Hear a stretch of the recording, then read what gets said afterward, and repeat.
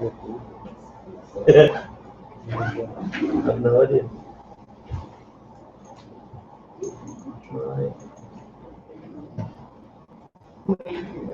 I know. It's okay. Give me a second and I'll apologize.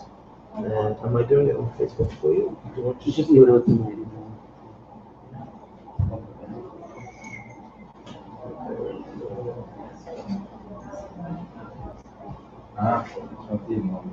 Yeah. Okay. Do it.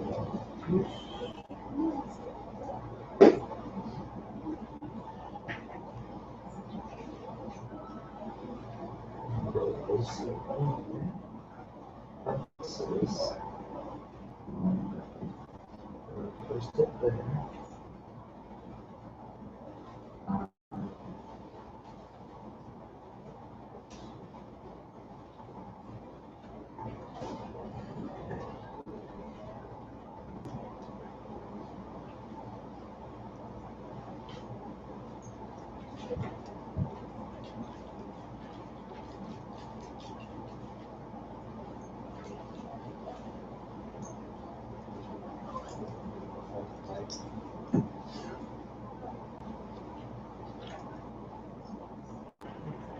Unfortunately, it has to be backwards today.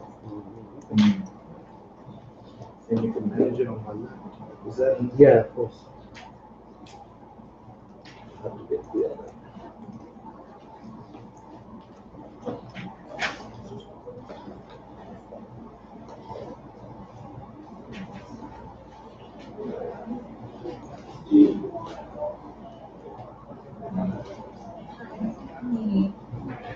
Now it's nice to see you.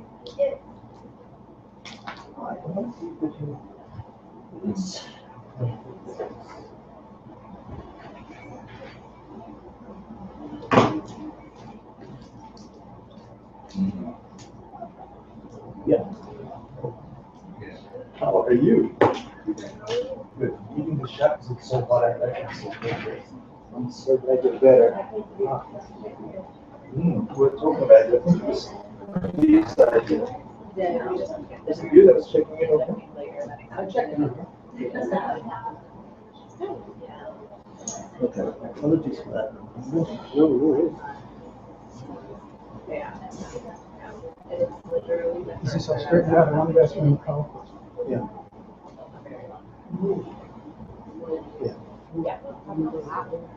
ACI, no problem. You tell your bank. Yeah, and then you pay over there. So after you So that you'll pay, you need to put your. it's as best as it can be, which means your presentation is backwards, but on the screen, I think. But I'm going to check it whilst you teach. So it's live and it'll work.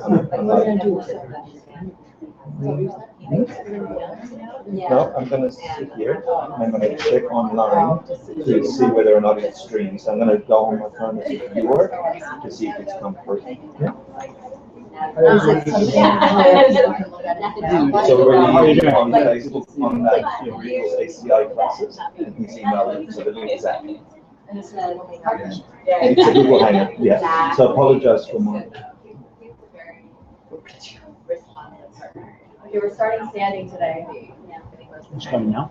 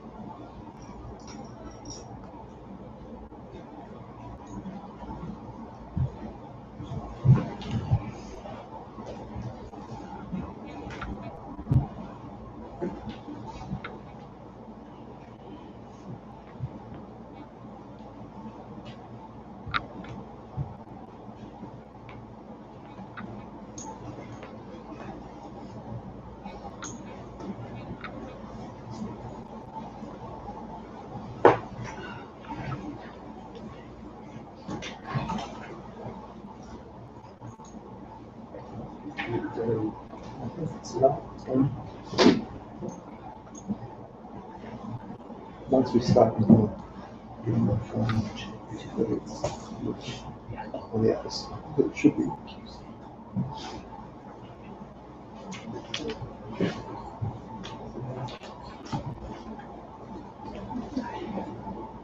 Can everyone see that okay?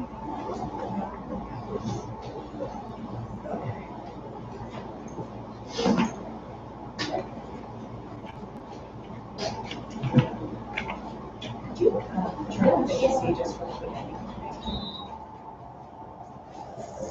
So we're going to start with the opening prayer that we started last week, and then going straight into a meditation for a few minutes, and then quiz. That's the agenda. All right. Welcome.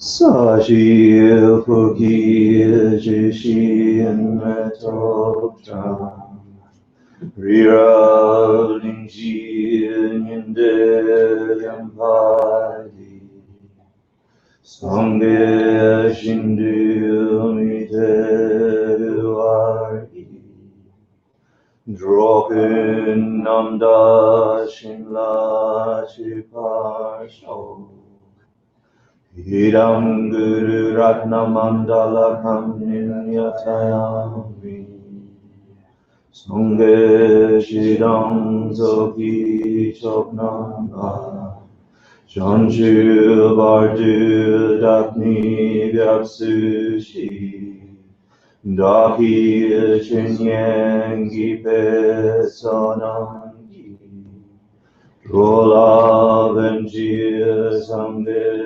Drupasho Sangye Shidam Zoki Choknamna Janchu Bardu Dakni Gyatsuchi Daki Chinyangi Pesanangi Rola Venjir Sangye Drupasho Sangye Shidam Zoki Choknam La Janchu Vardu Dakni Gyapsuchi Daki Chinyangi Pesanangi Rola Venjir Sangye Drupasho.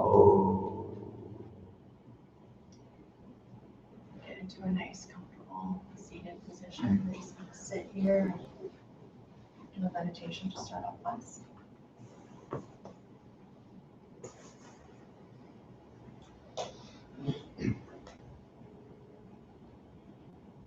Okay. Close your eyes.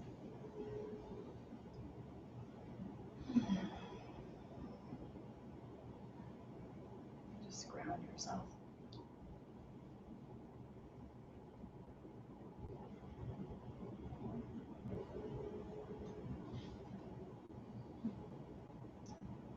Start breathing through your nose, not through your mouth, and gently place your tongue on the roof of your mouth.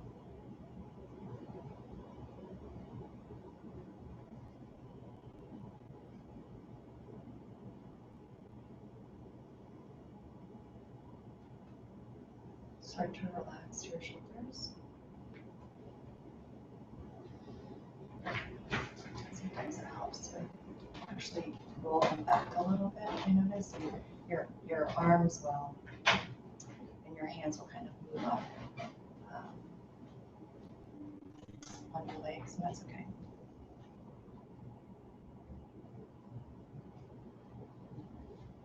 Make sure your chin is parallel to the floor.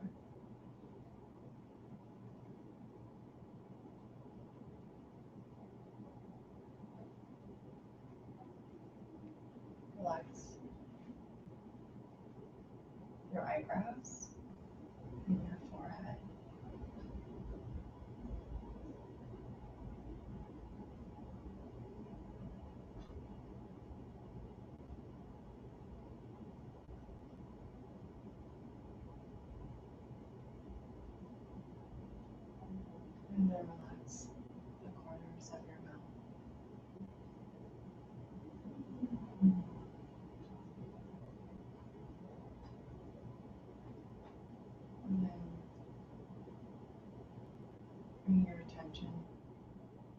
tip of your nose. Or you can start to feel the air going in and out. And we're going to take 10 breaths here. Remember, inhale, exhale is 1.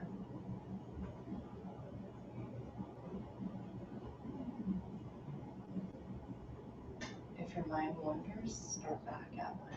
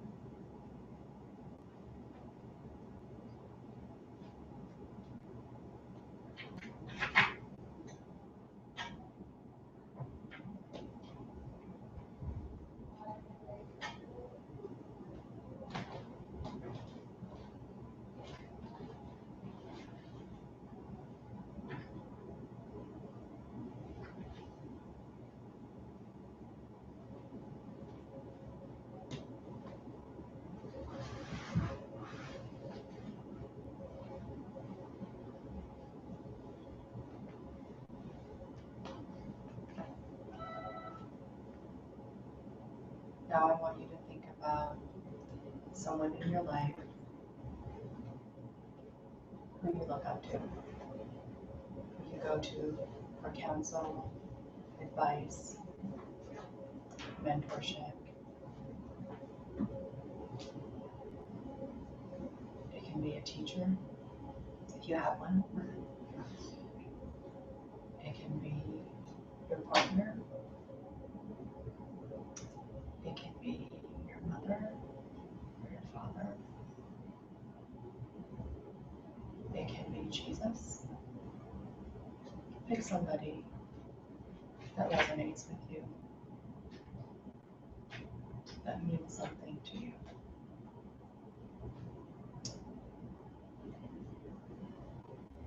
And start to visualize seeing them sitting right across from you, knee to knee.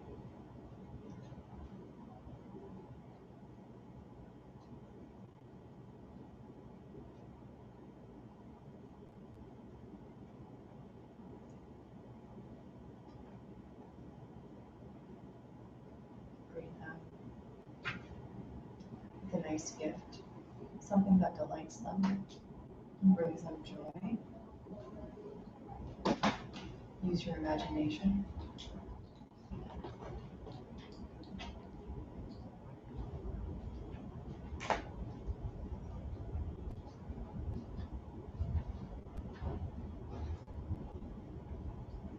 It can be the blue skies, a nice breezy, cool day on the beach. It could be your favorite milkshake.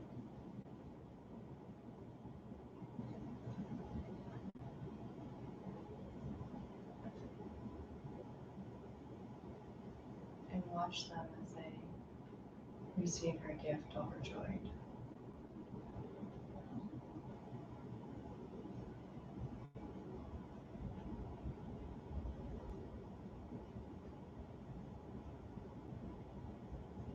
And then think about one thing you did today that you regret. Something you could have handled better, or thought differently, or said differently. Something that wasn't really your highest self, not your proudest moment. It can be a thought or an action.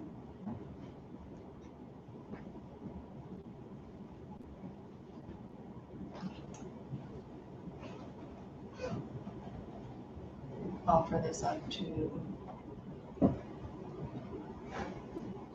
your teacher, your mentor, your guide who's sitting across from you. Have a sense of regret. And make a promise to yourself that you won't repeat the action for a certain period of time. It can be 5 minutes, 5 days, forever. Be reasonable.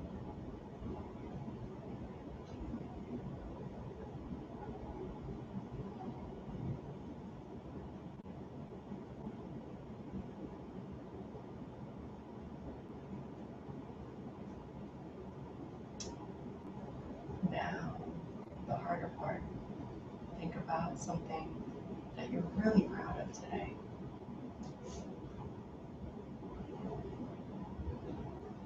It can be an action or a thought.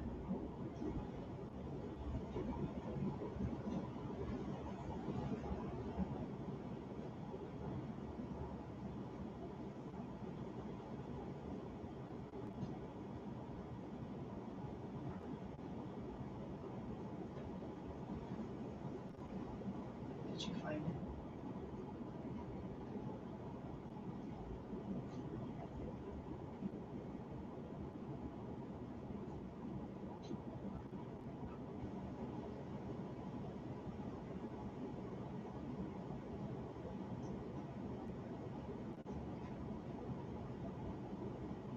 Now offer that up and rejoice in it together.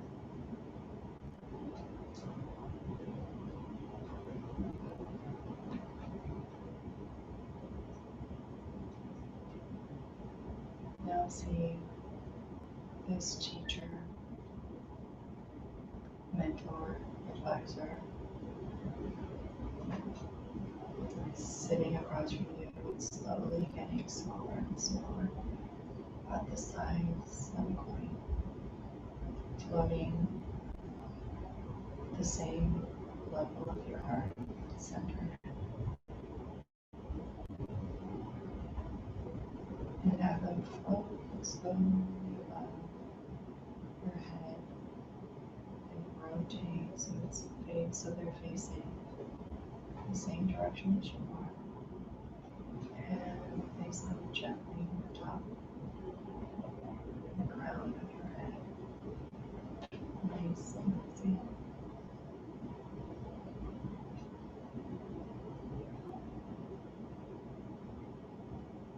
Think about why you're here today.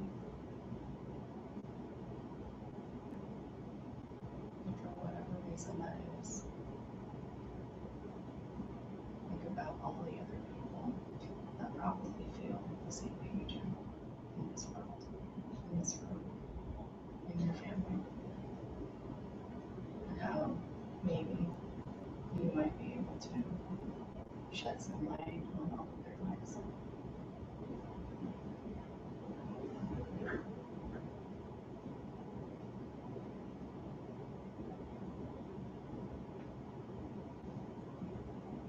Take your attention to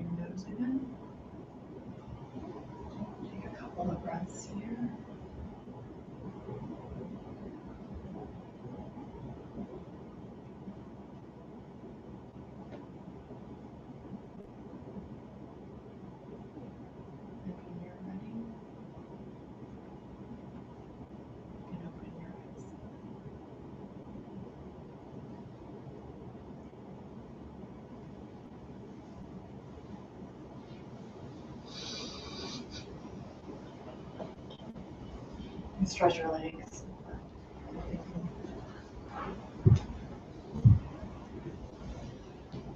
So you're a bit quiet on the video, so. Louder. How many of you have meditated before? Just so I can get a hand. Nice, nice. And regularly, how many are meditating? I guess I'll see on your homework. How was that for meditation? Was that something that most of you have done before? Was it new? How did it feel? Was it confusing? Great? Not so great? Feedback? Anyone? It's not possible that there's no feedback. Great. You liked it? It was nice? Have you done it before? Yeah, okay. You have, okay. Sometimes it's hard, you know, when I remember first doing that meditation in particular, it's called the preliminaries, just so you know. And it's something that's very much in the tradition of the Galupa lineage, which is what we're studying. And it was hard for me because I didn't have a teacher. So I'd be like, maybe Jesus, but I don't know, I didn't have a connection with him at the time, and that's why I was in this room. I liked my mom, but then like all this other stuff that came, which I didn't want to think about, was not a good idea. I was like, definitely not her, you know. And then I kind of thought of teachers, and it was hard for me to pinpoint and kind of think about somebody because I didn't really have anybody in my life. And if it helps at all,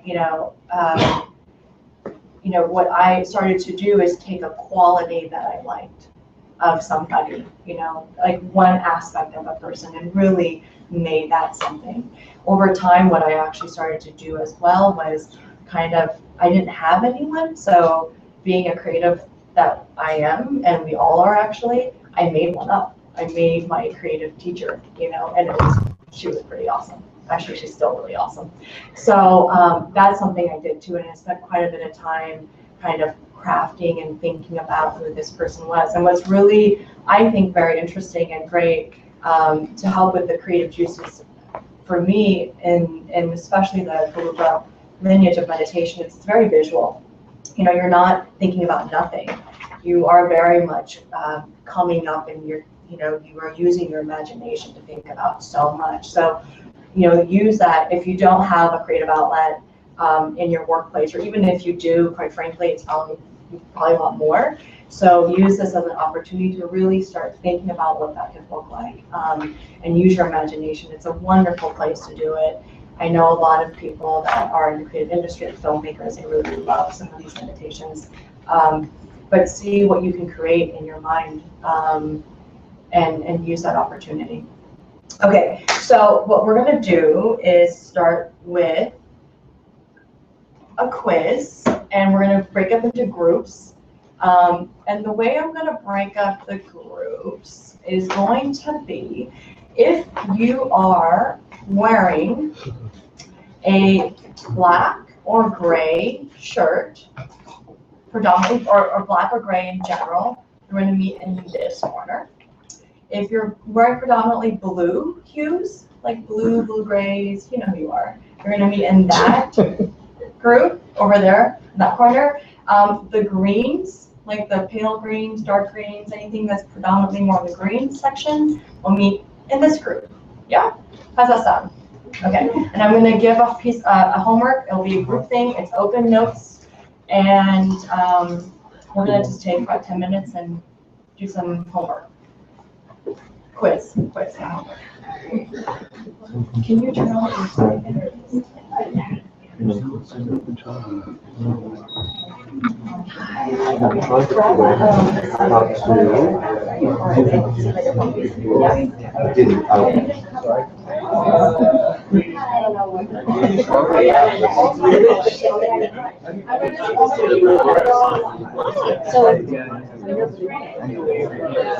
Yeah, but I have to do it too. If you return to the class, just so you know, just sit in and you'll osmosis. Yeah, Yeah. but the images are nice. Can we turn the light up so we get better light? Okay. You do that, I'll figure this out. I'll figure the What do is this? Blue, Yeah, and the front one. Yeah, right. Okay, we're gonna do That's two. right. Yeah, we'll do two groups of both.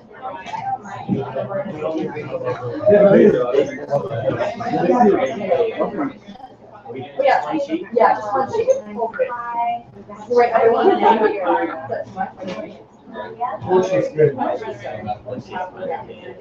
designate a writer and introduce yourself.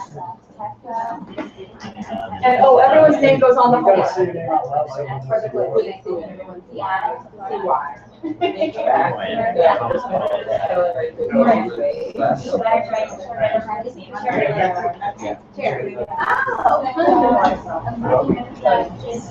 Maria. Everyone agree? Name the author.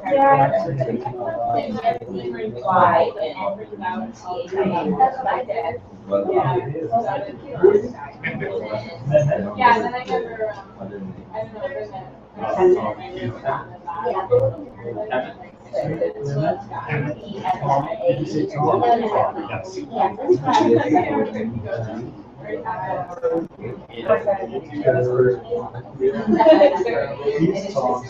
Yeah. Yeah. Yeah.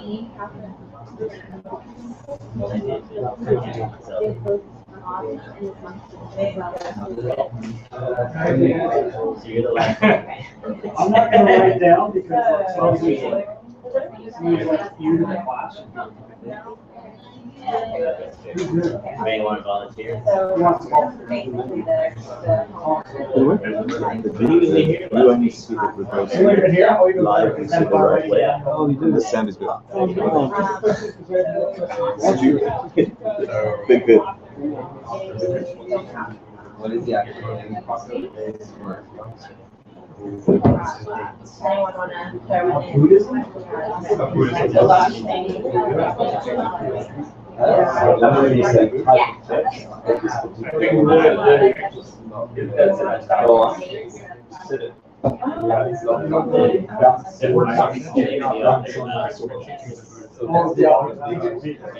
The shortest.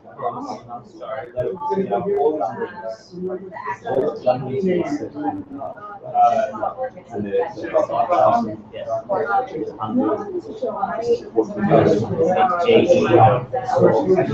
was a long time. That means. Yeah, so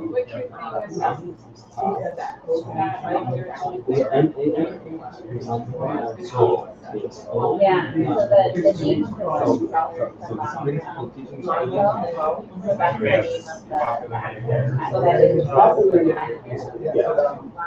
So this is also the reducing.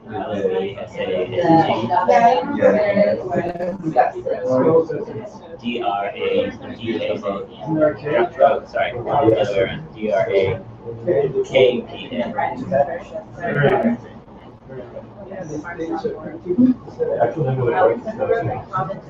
I'm wondering whether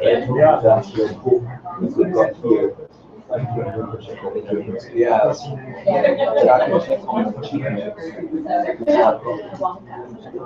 Yeah. I'll go check on you the other ones.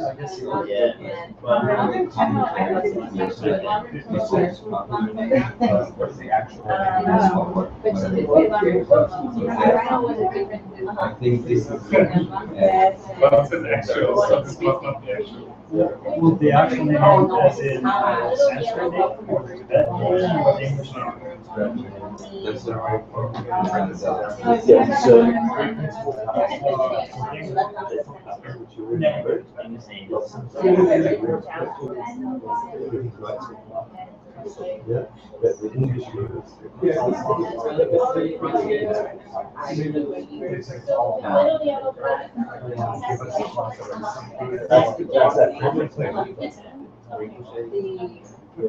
oh, what's the commentary?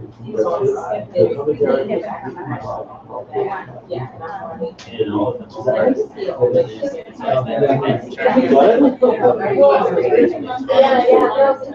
everyone to learn. Charles, that's separate, really. The last one, yeah, too short. Yeah, we tried. It's good. Right now.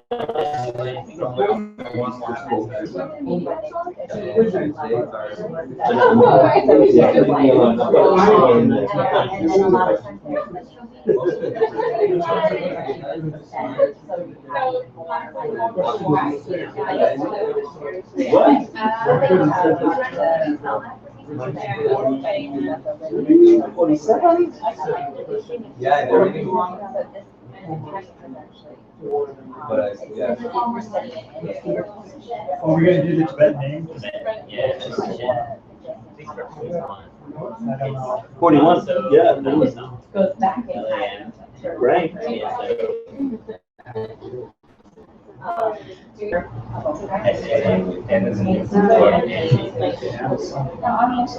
So, You hear it a lot on your iPod. I think it's just the. do you wanna translate it?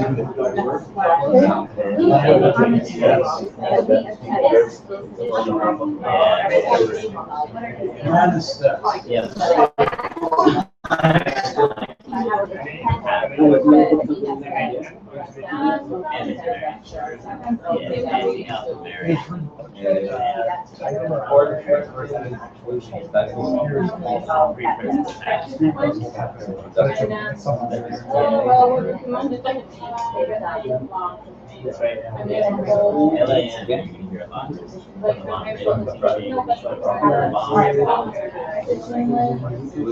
Lama steak. Yeah. Lama's pop. Just a comment.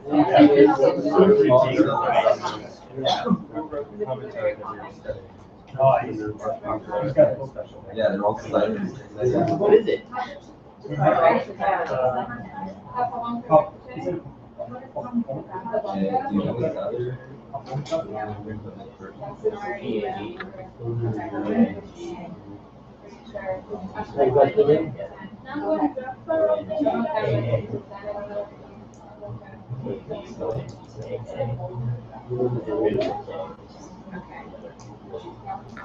You're gonna hear.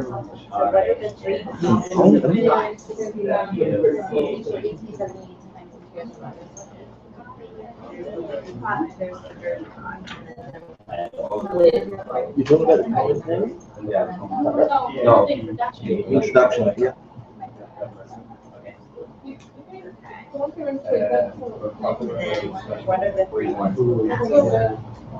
We also got the information, we also. I really put that on. Yeah.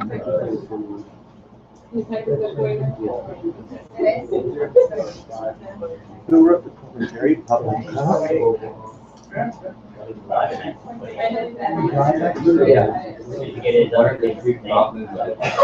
Yeah.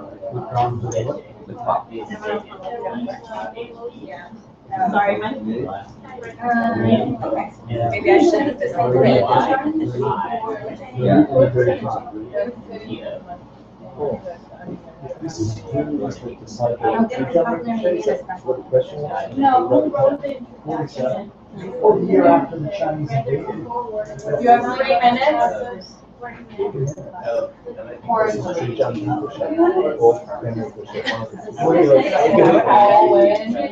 See how far we go. Really? He wasn't how long ago for shit. Yeah, we're at. You're like, we're done.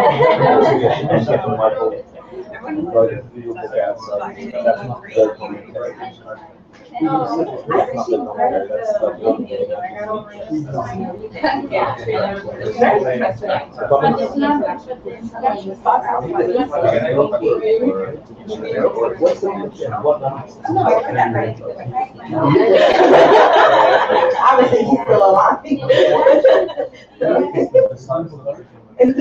Right.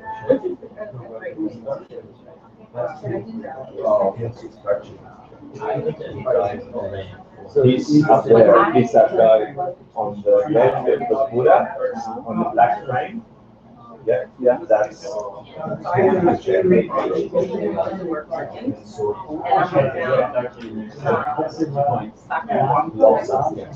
You just put him there.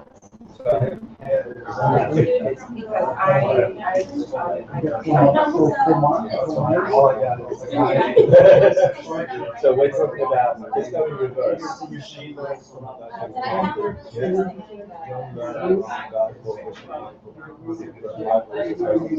Do all the styles and translate all the stuff. He's sitting on the very left.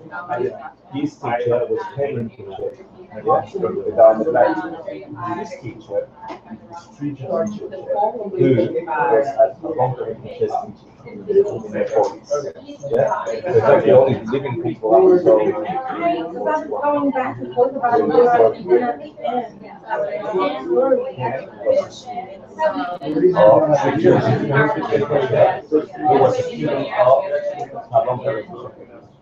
and all the mainstream. The point of this is to say we are holding alive the means that was going to bed, live and breathing and extraordinary. Yeah, it was. And all the way back to the best. Jason Papa, who worked his head, so he was only writing about this. Everything. Everything is written down. Oh, you studied with such and such on this day. How long you wrote commentary, so it's like, yeah, every time you read the commentary, it's like, you don't have that, it's not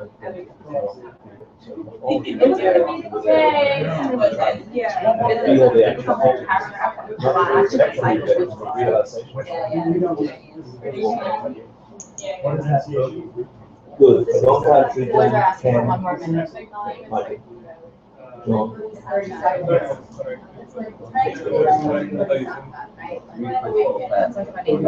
There's a whole line. There's a whole line. Don't touch it, 1300. Ready? Okay, we'll go over them together. Here we go. What was it?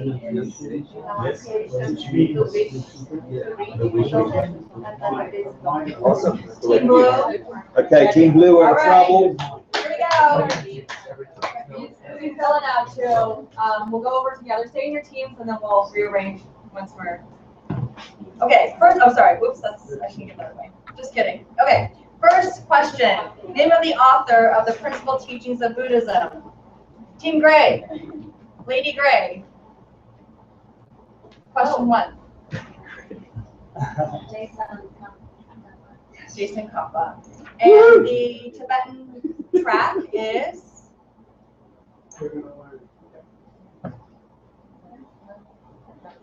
Lobsang Drakpa. Is it up there? Yeah. Yeah? Okay. And the dates? Dates? 1357 to 14. Nice. Okay. Number 2, Team Blue A, with that corner. What is the actual name of this work? What do you have? And the English? Is that right? Yep. Yeah. Nice. Team Blue B, who wrote the commentary that we are studying?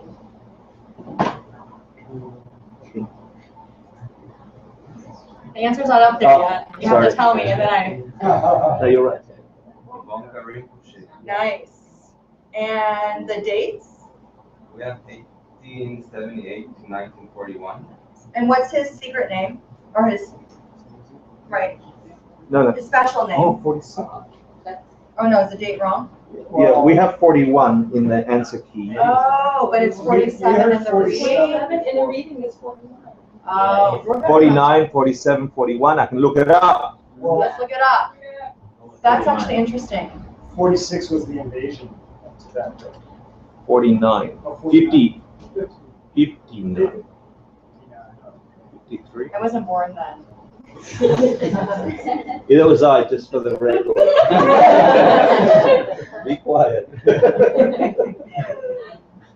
Okay, he'll look it up while we go, but that's actually good to know because there's a discrepancy in the text. And next one. 41. 41. 41. According to Google. According to Google, 41. The reading has 41 as well. And the reading is 41. So the answer key said 47. If that's what's. The answer key says 41. Oh, just kidding. It was a typo. Oh. No, but other people thought that too. Did So, yeah. Yeah, So it's a stylized one. It's a stylized one. Yeah. Designers. Who is the disciple of Trijong Rinpoche who wrote the introduction? Give his full name and correct titles. Team Green. Ken Rikuchek, Geshe, Maksai, Tarji, Yeah. And the dates? 1921, 2008. 4. 2004. 7-4. Who's sitting Yeah, over there it's on the left of the Buddha, black frame. That's right. Black frame. Okay. What are the 3 problems of the pot? Lady Gray? Lip closed, dirty pot. Nice. Lid closed, dirty pot, and leaky pot. Do you remember what those were? What was the leaky pot, lid closed problem? Unwilling to. Unwilling. Dirty pot was Incorrect motivation. incorrect, like networking, right? Leaky wow, for me. Leaky pot was. I can't remember. Yeah. I remember that answer. I was trying. That's good. Okay, Team Blue. Name the 3 principal paths. Hot topic. Both of you guys together. Let's go. Renunciation. Renunciation. 1. Bodhicitta. Bodhicitta. 2. 3. Correct you. Nice. Nice. Thank you. Please turn in your quizzes. With your names on top. With your names With on top. everyone's name on top. Because it goes into a special book that we. And go back to your seats, of course. Yeah. Thank you.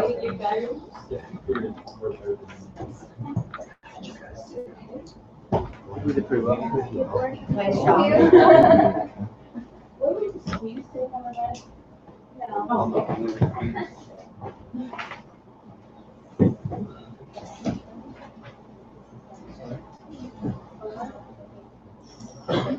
Are you part of the blue? You really not blue? Yeah, we can do that. Hector and myself. HECTOR. I got you a high cushion. MARC. Nice. You like your hips? I don't know. They go there.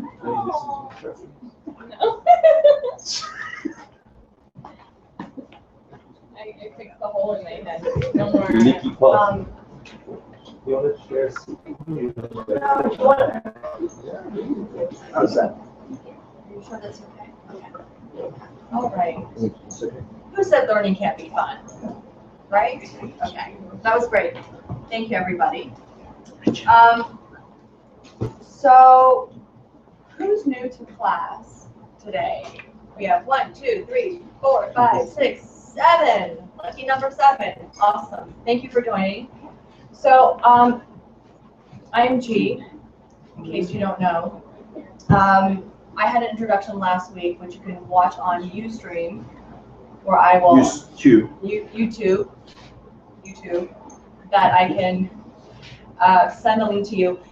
Can you please make sure before the end of class, I'll pass around a sheet of paper, but if you can add your email address, that'd be great. I just send out sometimes, notes, reminders where you can get homework. So the rule of homework and assignments, you don't have to do them. They are not required. It is nice to do them. There's readings. There's a Dropbox link I will send you. I think everybody, it was okay. No too much technical difficulty. You can download the content, put it on, I don't know the other devices, but iPhones, but you can on your iPhones, get an iBook. It's great. We will always start the class every beginning of the class, just like we did, break up into different groups.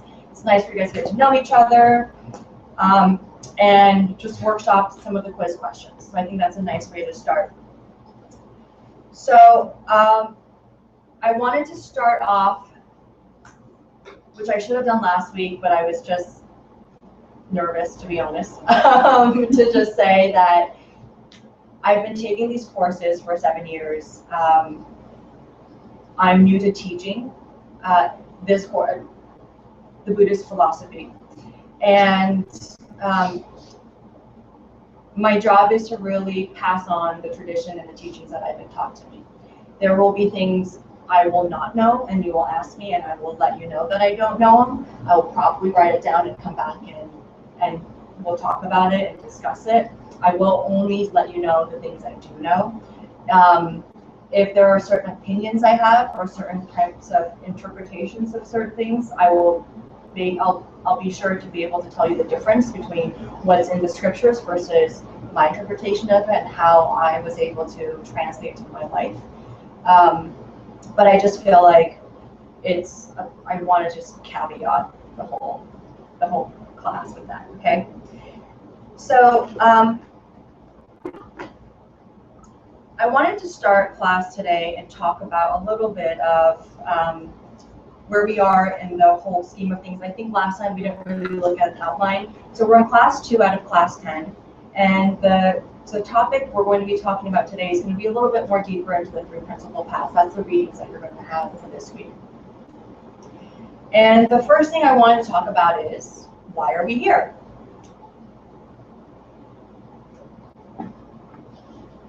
Why are we here? I mean, not here, well, maybe here on Earth, but why are we here today? Why are you here? What's the reason why you're here? Because there's a lot of really cool things we could be doing out there. Why here? Hello.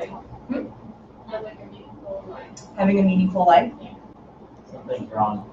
Something is wrong. I want to fix it. What else? To achieve enlightenment. To achieve enlightenment. What else? Curiosity. Why you're here? Curiosity. Oh, curiosity. I'm sorry. Curiosity. What else? Stop suffering. To stop suffering. Anything else? Confusion. Confusion. To gain clarity. Yeah. Sorry, it's impossible. Yeah. Yes. Finding inner peace, bringing peace out to the world. Yeah.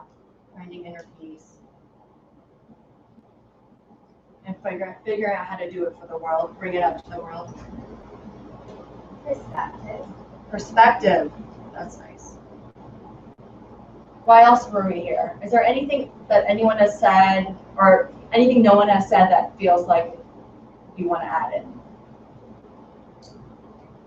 Transformation. Oh yeah, transformation. I like that. Yeah, how you transform. So you hear the teachings, you hear over and over again, at the time, have to hear them multiple times for it to sink in. Yeah. You hear hopefully to sink in. Yeah, you need to hear it multiple times to really sink it. That's true.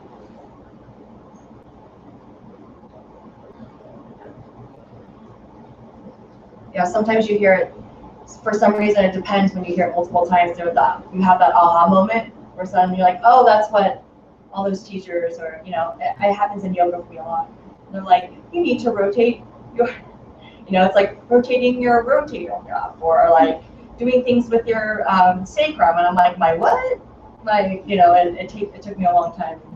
Even now there are moments I have no idea what my teacher's talking about. Okay, what else? Anything else? Anybody else? Finding what is true, feeling great. Yeah, finding truth. That's awesome. For me, it's the deepened view. So the teachings allege that the world is a certain way that doesn't come naturally. Yeah. It makes sense intellectually, but being here and listening to it again and again, I guess it's sinking in. It's forcing me to question the thing that I don't question every day as I walk around town. Yeah. Yeah. So it's like, oh, that's right.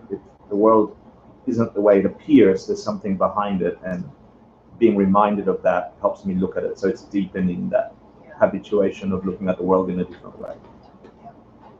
This is something about a different, maybe a different angle from different teachers. Yeah. Everybody's got their own. Way of doing it. interpretation. Mhm. Okay. So, one thing that we're going to talk about that I thought we could start with was looking at all the answers that you guys have shouted out and seeing that ultimately what we're trying to do, at least that we talk about in the Buddhist philosophy, you'll hear it as stopping suffering, to stop suffering. We've heard that. We heard that last week when I was talking about it. It's interesting because I was thinking about how to talk about why we're here a little bit more today, and when I think about stopping suffering, it was interesting because I felt like that word doesn't really work well with me. There's something about the word suffering that didn't seem to be right. And so when I was thinking about the course of the class, happiness came into play, right? And that's why when you look at the flyer, it's about finding happiness. Because ultimately, when you are trying to find truth, finding a meaningful life, achieving enlightenment, figuring out your curiosity, finding clarity, when you're trying to find perspective, transform, ultimately what you're trying to do at some point along that way, the end goal is there is something that you're trying to stop a suffering nature of something or to reach a certain level of happiness. And it's about a sustained happiness. And in order to think about what happiness means and how to bring happiness into one's life, because I think to some degree we all feel a little uneasy. We're not quite satisfied. There's a dissatisfaction about our lives. Something isn't quite working. We want more of something. And in order to have happiness, I think it's important to start looking at why is there unhappiness? Why is there this list of all these people all chimed in? Why is there a sense of unhappiness? And one thing that the Buddhist scriptures talk about is the impermanence of something, right? That all things actually come to an end. The reason why there is an unhappiness in our lives is because things actually end. And if you think about anything that you have in your life that you actually think brings you a certain level of happiness, you'll start to think and realize that it stops at some point. I was listening to this podcast that my colleague Anna sent me today, and we were talking about it on a call earlier this week. And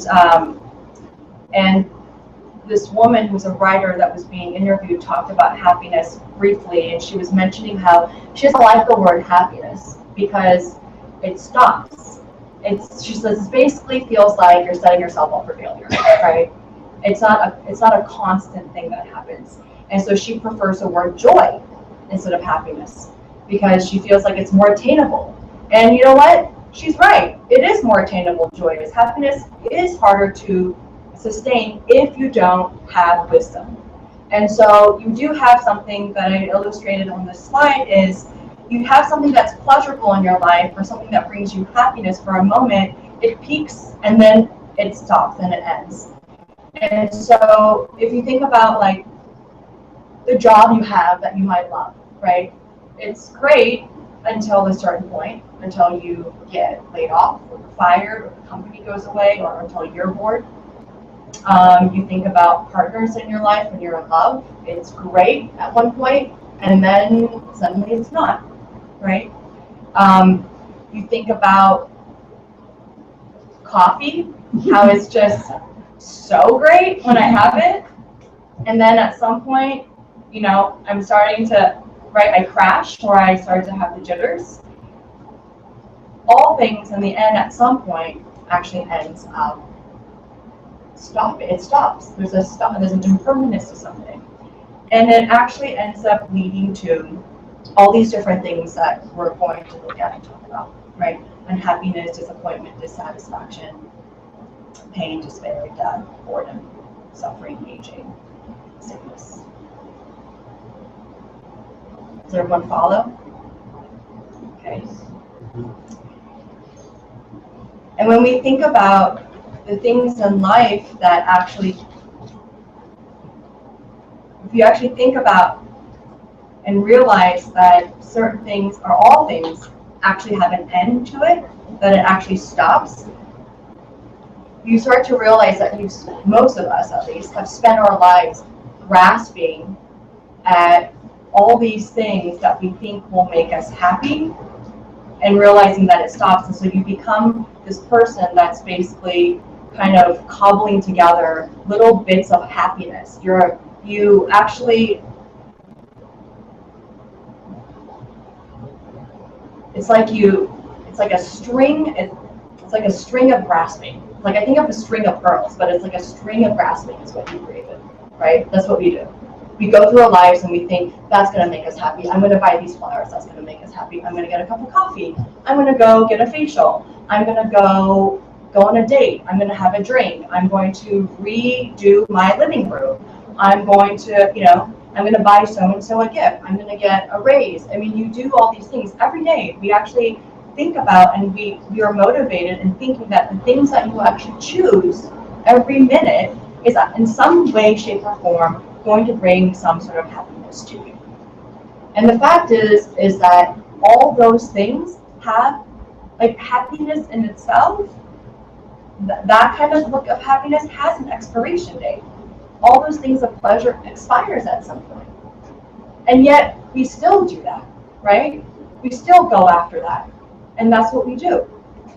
And at some point, when you realize that it's just not working, it's almost like being in quicksand and it's not working anymore, and you just had enough, that there might be another way to achieve a greater state of happiness, what we call ultimate happiness, is when you actually reached, or at least you're ready for, renunciation. Okay? And renunciation is such a huge thing in this philosophy. It's like you really have to understand it and grapple with it and think about it and see how you actually grasp onto something. And when you're ready to actually let go of being attached to certain objects to bring happiness to you, when you can actually view it differently, is when you're ready to actually start renunciation. And it doesn't mean that you can't enjoy these things. Like, it doesn't mean I can't enjoy my cup of coffee. I will definitely enjoy my cup of coffee, right? I will. But I will also understand with wisdom, which we'll talk about more, that it's not the coffee in itself that's going to bring me happiness. This coffee can't bring me happiness in itself. It's not possible. It won't sustain happiness. It will end at some point. All things end. So to think, oh, this will bring me happy, or to grasp that he will make me happy, or that client will make me happy, or if I just had more money, or more things, or the new handbag, or the new, that just, it's, the perfect job, the perfect scenario, whatever that may be, it stops. And when you start to realize that there's something that's coming from within that needs to happen, that there's a change of the mind and the self, in order to start to rethink about how you see this, is when you're starting to get, and starting to be ready for renunciation. Does that make sense? Where are we at? Questions? Yeah, that kind of makes it seem like happiness is a thing as opposed to a state of being. Is that the difference there? The way I'm explaining it sounds like happiness is an actual thing. Yeah. Rather than a state of it's being. something to be attained, or something that you own, that can be lost, or something like that, as opposed to like a state of being. It's okay, yeah. It is a state of being. What we're talking about is that how do you actually reach a certain level of happiness or free yourself from suffering, which is two different sides of the coin, where it's sustained at all times, so that you don't have this kind of piped peak experience. It is a state of being. It's not something it's not a thing in itself. But the thing is that we actually do look at it almost like it is a thing in itself. Like we think when we purchase that new iPhone, that iPhone in itself will bring us happiness. That's how we actually look at that moment to moment. It's projecting onto. It's projecting that idea that iPhone, that new iPhone is going to bring me happiness. And it does for a hot second, and then it gets old. Like so confession, right? I just bought a new Nespresso machine, which I've been obsessing over. Like, shouldn't I, for way too long. And I've been doing things like on Twitter, like maybe if I tweet about it, they'll send me a new Nespresso machine, from Nespresso. And finally I was like, you know what? I deserve an espresso machine. I'm going to buy myself an espresso machine. And I bought this new espresso machine, and I'm psyched. And I have a frother. I don't know if you've ever had one, but it's amazing. And I'm looking at this machine, and it was interesting because I was thinking about class and thinking, at some point, probably not too far away, that Nespresso machine will not bring me the same level of happiness as it does today. It will ultimately fade. I just, and it was interesting because 2-3 years ago, I would have not thought that way. I wouldn't have that foresight to be like, that's not going to make me happy. I just know just by looking at it, it's like I knew that was a temporary relief. It is instant and it's temporary. And it's starting to but a lot of people, that's what we do, right? We get the Nespresso machine, and then the iPhone, and then the other gadget, the soda stream. We had a conversation about soda stream this weekend, You get all these gadgets because you think that's what's going to make your home comfortable and you're going to be happy. And that's not how it works. And that's the first part, that you've done enough. And there's different scales of it, right? There's things that you actually project and thinking that thing in itself will make you happy, but it's also with people. If he just understood me, if she just got me, if she would just get out of the way, if he would just be understanding, if they would just be supportive, my life would be so much better. I'd be so much happier if he wasn't XYZ. If she, I think that way with our partners or our parents, and that's not true. That you don't, nobody, no person, no thing can actually bring you a state of ultimate happiness. But we forget that moment to moment. Does that make sense? Okay. Yes. Would it be correct to say, in this context, the Buddhist context, that man is basically an animal that pursues pleasure and avoids pain? That's what motivates our actions. Yeah, so sure. And that somehow we're not conscious of that being our motivations. Like, go to pleasure, go away from pain. Is that correct? Yeah. Say that. And also, is there any thinking on how that relates to like the pleasure principle of psychoanalysis? The pleasure principle that of psychoanalysis, like that man is motivated, pleasure seeking. Mm-hmm. So, I don't know the pleasure principle of psychoanalysis. What I can say, and the only thing I can really speak to about that is that when you're in the human form, you are in the pleasure realm. So we are motivated by things that are pleasurable, like food and sex are kind of the main things, and that's what I've been taught. To say that we go towards pleasure and try to avoid pain, there's nothing in the scriptures that would support that I know of. I'll definitely look into that though, because I like that question a lot. I think that's great to know.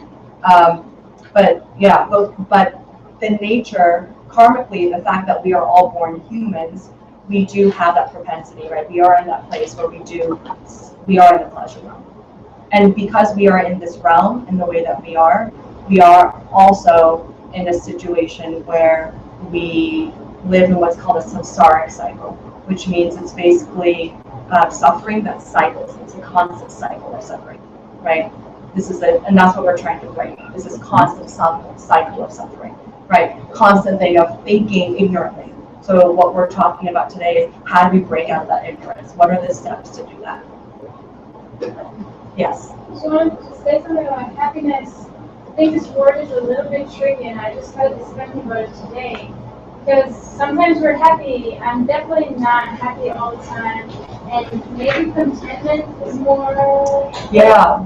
related to the state of mind that we'd like to kind of stay in. Yeah. Well, they say in the scriptures, and I remember in the teachings that I had, that when you do reach an ultimate state of happiness and a certain level of realization, you are actually blissed out all the time. It's like you're high all the time. It's not contentment. You are psyched. You see rainbows, from what I've heard. You see, I don't know. Maybe maybe you do, and you're just tricking me. But it is more than a state. It is more than a state of contentment. It is a true sense of bliss, is what they have said in the scriptures. Yeah, I think happiness, like many of the terms that we grapple with in Buddhism, you have to take it for what it's worth. Happiness is a concept that we're putting on these things, the same as avoiding pain. These are concepts that we're putting on these things. The yelling person, the happy person, I want to be happy, and I want to be unhappy, so I'm going to go this way. But the meaning of nirvana isn't total happiness. It's the cessation of suffering. And suffering is holding on to happiness, seeking happiness, avoiding pain.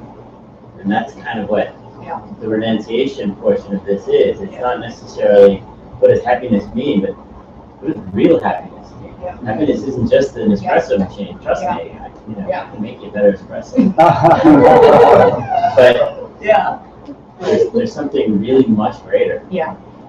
And it starts with renunciation. Yeah. Thank you. Yeah, it is really he's right. It is a cessation of suffering, where there is just no more suffering. And honestly, when it was taught to me, I've listened to the teachings now twice. It is in your teachings and the content that you're going to read in the scriptures, you will see suffering a lot. I'm using the word happiness because I don't know, suffering just didn't jive with me, to be honest. So, and it's like, stopping suffering, I'm like, it's like the same thing that we were just talking about before, where it's like, what's the positive, what's the flip side of it, because to think like, I want to stop suffering, yeah, it's true, but I also want to reach ultimate happiness. I mean, that to me feels more true to me, and that's how I'm explaining it. But you will see in the scriptures about it will come in the form of suffering. You won't see be happy anywhere, unfortunately. Yes. But can we argue that really suffering is about perception? Yeah, absolutely. Rather than totally. Like that it's the same as happiness in the sense that yes. So you take a situation or something that's happening to you. Yeah. You decide that it's happening to you. And the perception that you take upon it causes suffering. Right? Yes. If you were to look at it in a certain way, saying like, this is in my path to learn a lesson, or this is ending for whatever reason, and accept, yes, it's a loss or whatever else, but that it's not suffering as much as to take away the wisdom of it. Yeah. Right? So then it becomes our own perception and our own. Totally. Yeah. We're the driving force of whether we choose to see it as suffering or as a moment of enlightenment. Yeah, absolutely. Yeah, that's exactly what we're going to talk about today, about perception and what that means and how you can actually start to shift that mindset. Because it is true. The thing that we're going to be going to deeper though is how do you continuously start to build and reframe your mind and the way that you are, so that all things you see, so that you don't start to see just moments of, oh yeah, that's a great lesson, I can relook at this, right? But you start to understand, where does it come from? And how do I actually manifest and create some happiness in our lives? How do I actually do that? Because sometimes we think of like, oh yeah, we just need to see it this way. But for me at least, when I think of it that way, it's much more of a reactionary thing. Like something happens and you're like, oh, I guess I should just think of it in a positive way. But there's actually something where you can get ahead of the curve and actually say, you know what, I can think of things happening in a certain way and practice my mind to see it, because you understand where it's coming from. But you can actually get ahead of the curve and start to plant seeds to create more happiness in the future. So you're not living a life on the on the defense. Does that make sense? Yes. Just kind of add that even though it is a matter of perspective, we don't always get to choose. So, sometimes really bad things happen and we're visible. Yeah. And then later we can be like, okay, that was a great lesson at the time, or At the time. clearly miserable, and no matter how I try to say, I know this is really good for me and this is good for your success. Yeah, sure. So that's, Yeah, and the thing is that when you do practice the three principal paths, at some point in your progression of your practice, it isn't a fight anymore. You see it in a very different way. And I have teachers I watch where it's like they see it in a place that I don't even understand. There's a much more elevated way of looking at it, and it's fascinating. It's like the same thing when I think about artists, like when you've been in front of, or even amazing musicians that are able to do profound things with the things that, with just a paintbrush or a pencil or with a guitar or their voice, and they're able to open themselves up, and it's almost a certain level of profoundness that they can have and they tap into. Teachers I've seen are able to see the world in a totally different realm, and so that you're past a point where you have to convince yourself and you workshop it, and that's what the three principal paths do. Yes. When you say seeing something like positive light, should you fear sacrificing clarity when you're doing that? Should we Fear that we're sacrificing clarity when we're trying to see something in a positive view because sacrifice clarity? yeah, it's not good. So like if it's not a horrible thing that happened, if I try to see it in a good way, then I'm not having a clear view of the world. What it is. So maybe Oh, yeah. Mm-hmm.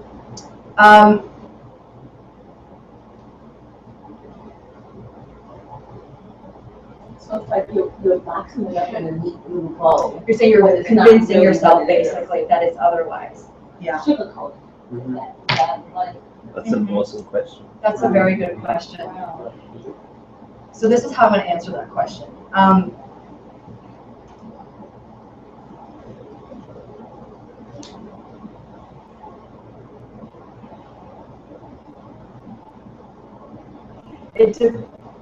It depends on where you are in the progression of your spiritual practice to be able to know how much you're actually convincing yourself or framing it up in a certain way or not. And only you know that, and your teacher will know that. Because there are some people that, in my experience, I will look at and think they're doing exactly what you're saying. But from their side, and because I don't know what's in their mind, I don't know who they are. I have no idea where they are in the progression. I can only make a judgment of it, but I have no idea. And it's like only they know, and only their teacher knows really where they are. Is that really true or not?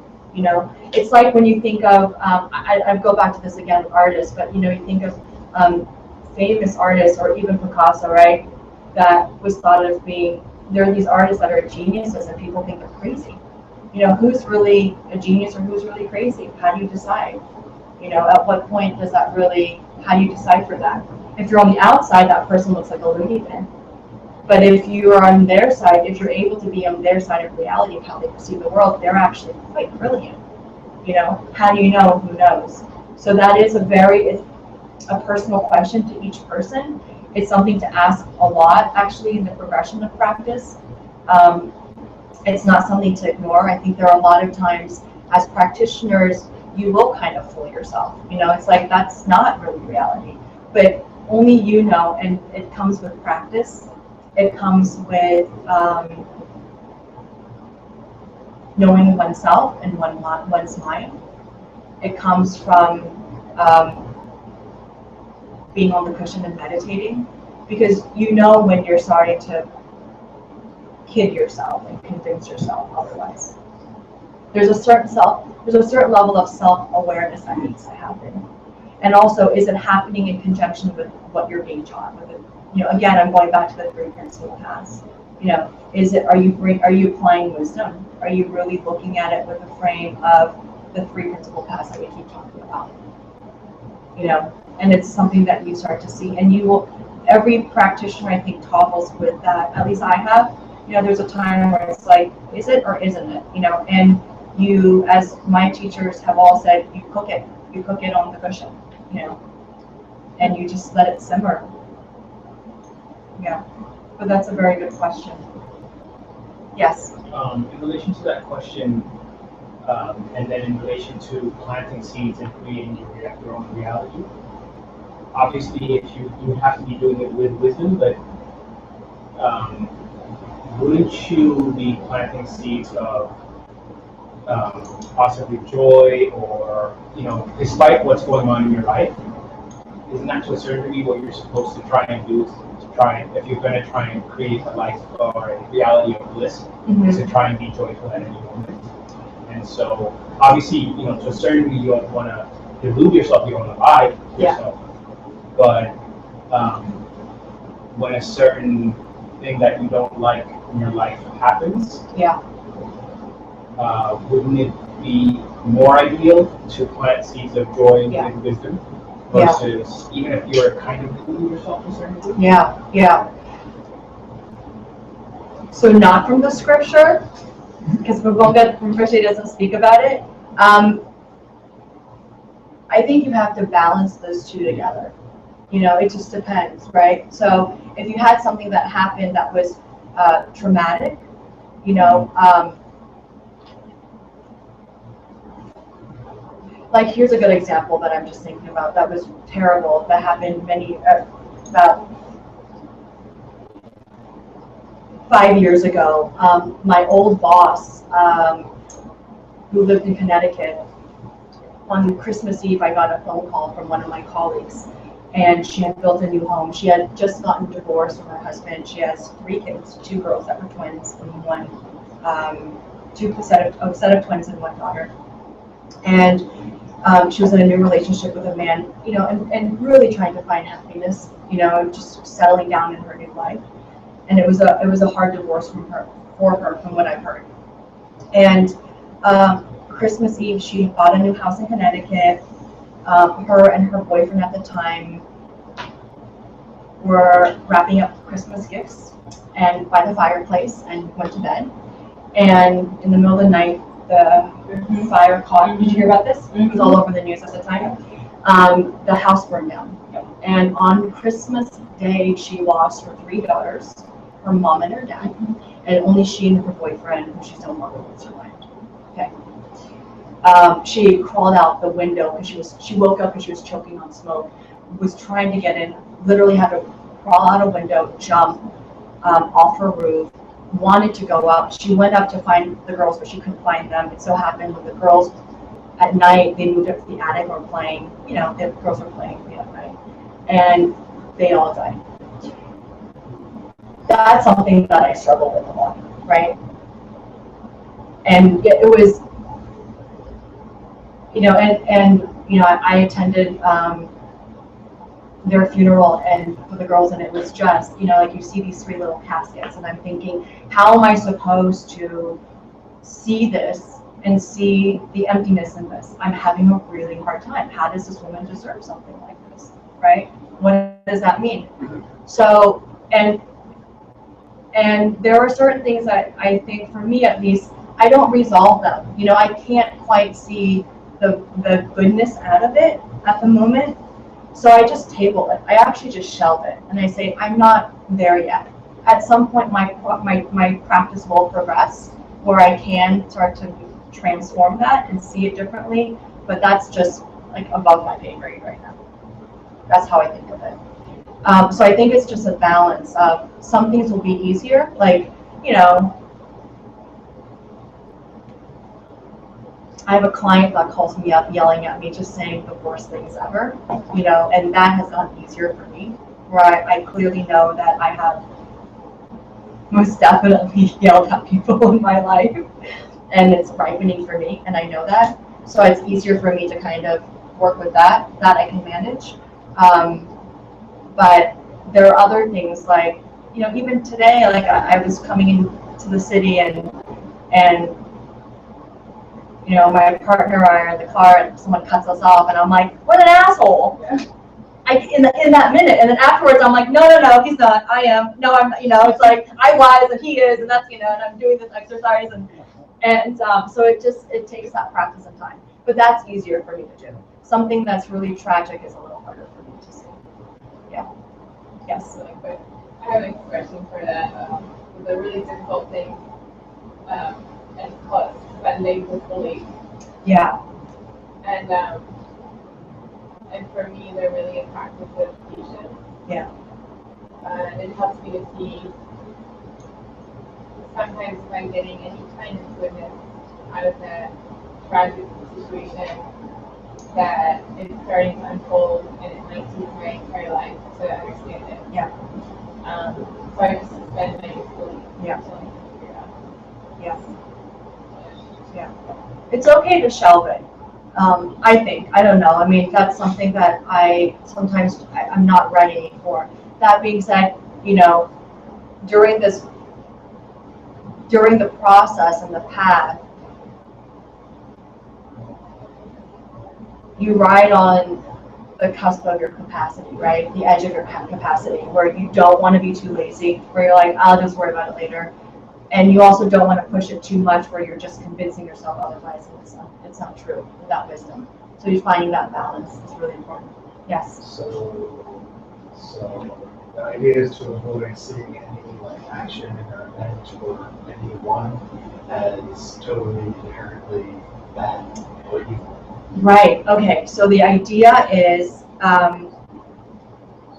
to see that nothing actually exists.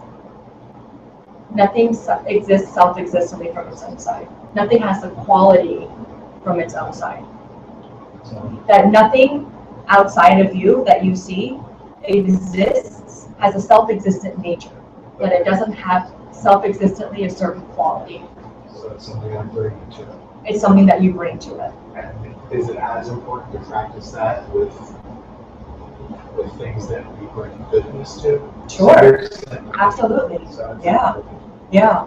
When you see something and you know it's not because we're talking about all negative things. sure the good things. Yeah. So it's not just about okay, so I'm gonna use a cup of coffee. It's not looking at it and projecting good onto it. That's not what we're talking about. Right? It's realizing that this cup of coffee in itself doesn't bring me happiness. When I do drink the cup of the iced coffee, well, not lukewarm, whatever coffee, the delicious flavor that it gives me, the delight that I have, that's a karma that's ripening that I'm cashing out on. Does that make sense? Okay, so we're going to go into karma a little bit, and then we'll go into it later even more. Once you realize with renunciation that things don't exist out there on their own, okay? And you don't attach yourself to thinking that things exist on your own.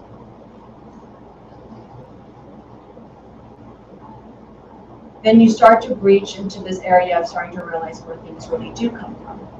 And where things really do come from is a projection that you have in your mind. And the things that you experience are the karmas that the seeds that you planted to be able to experience the things that you're experiencing today. So, for example, does that make sense? Is that clear?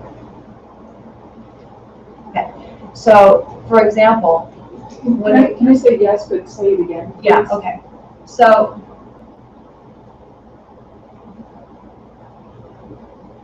when I think about this cup of coffee, right, I'm not saying that we go around practicing and projecting happiness. No, don't do that. That's really weird, okay? That is not what we're doing here, right?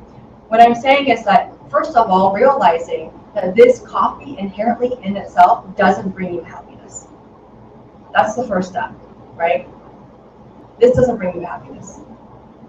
what does bring you happiness, or when you do have a moment where when I sip this cup of coffee and I'm having a moment of happiness or joy or delight, whatever that is, I'm experiencing that because I planted a seed in the past for someone else. Like I've maybe given someone else a cup of coffee to bring them happiness, and I'm collecting the ripening. I'm experiencing the ripening that I've done for other people in the past, and that's why I'm experiencing that level of happiness. This thing with planting seeds is an analogy for karma. Oh yes, so that's the analogy so that's what karma is, right? So the idea of karma, the way it works is when we think about karma as what goes around, that comes around, we hear that a lot. That's a very kind of cliff notey version of karma.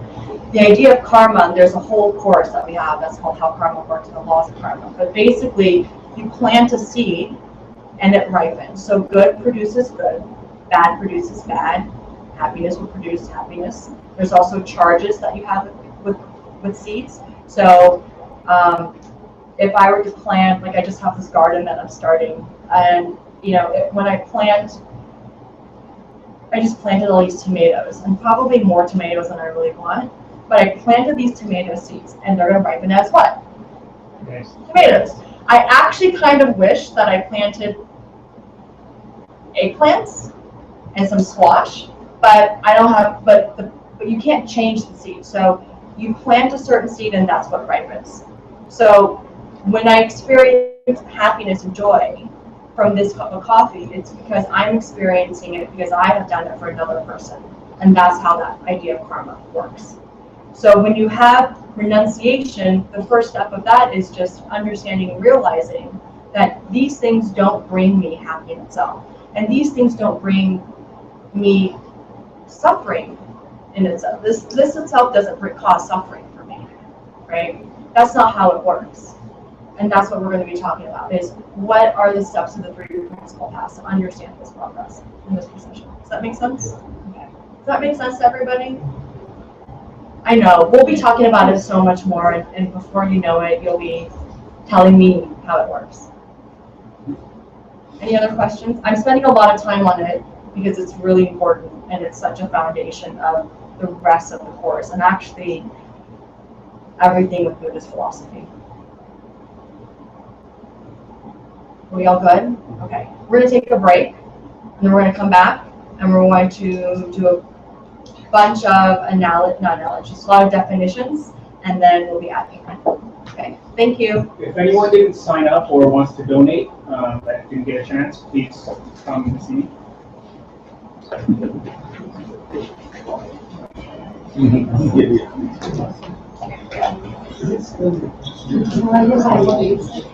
Good, right?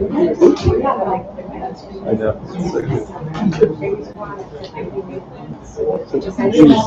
I'm not sure, should we? But then, No, it's not it doesn't take 4 hours. We can get it. Is this someone can stream it? It's live now. Live on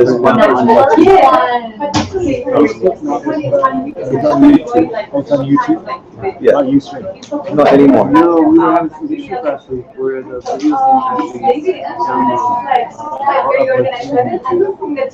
It's not uploaded to YouTube. So what happens with Ustream, we broadcast it, you can watch it live, then after class it automatically saves in Ustream, and we go in the background, Stephen and I, and upload to our YouTube channel. And it hasn't worked for the last week and a half, and I tried every technical solution, and nothing's worked. So now we're just doing, because all of the classes are archived on YouTube, we broadcast on YouTube. So now we're cutting out your stream. This is the first time we're trying this. I didn't know it's YouTube. You could do it live. No, I didn't. It's a new thing. That's cool. Yeah, that's really good. Well, you can if you have more than 100 users, and I think now that's open with 290. Yeah. People from last week, maybe it already was, you know what I mean? Like maybe when it's like an email group. It's so weird how you got the other one, but Yes. no. Yes.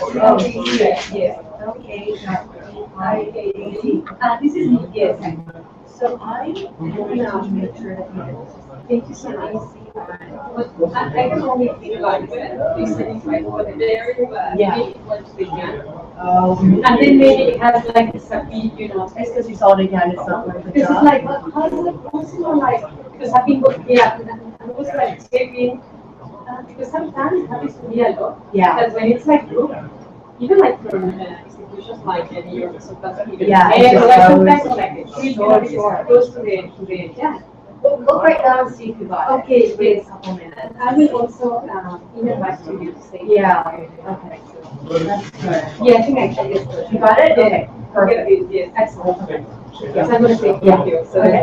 that you have the, I have I it. found that it's something. Yes, I'm gonna put it in my. Yeah, it's, I think that maybe it went to the yeah, and then. ¿Cómo estás? How are you? I'm good. How are you? Good. So that's why I get to my comfort, so I can have that. It's okay. Yeah, yeah. But it's fine. Yes. Thank you so much. Yes. Thank you. Of course. Yeah, you got it.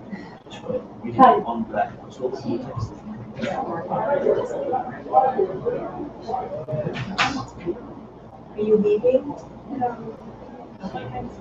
Oh my God, thank you so much for coming. Hold on a minute, let me just do this to Hector. Where do you have to go?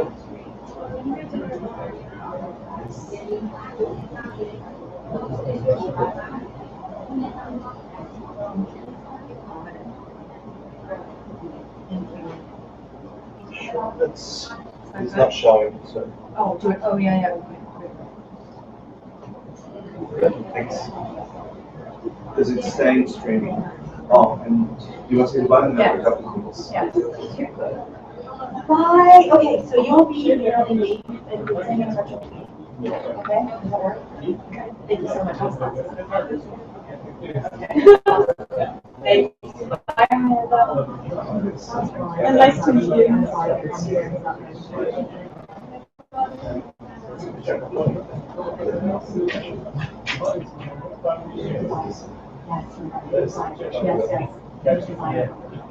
It's just better things in this, but that's okay.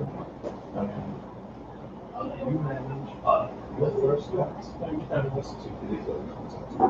Yeah. So the you will get to correct.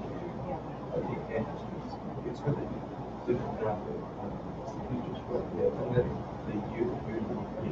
you know everything about the review of the rejection versus also question. So that way, it's the only way I can ever get on time. Yeah, is that what it's doing? Yeah, it's better. All these questions with the index and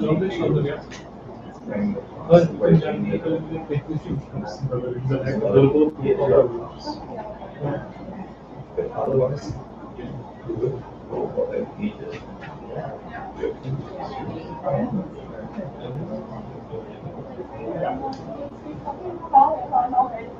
You are. You should have stepped up because you got the middle of everything. Okay, but I will, make the corrections. That's good. You can do it quite well. No, I feel like. Yeah. And just say, because there are a couple of questions that are really cool, like, how do you treat yourself, right? And that is actually not treating yourself. You can debate that when you get to correct view. You can go, are you saying that there is a self-existent way of looking at it that is really the way it is? And that's not it either. But at some level, it functions to be that way, so you have to look at it that way.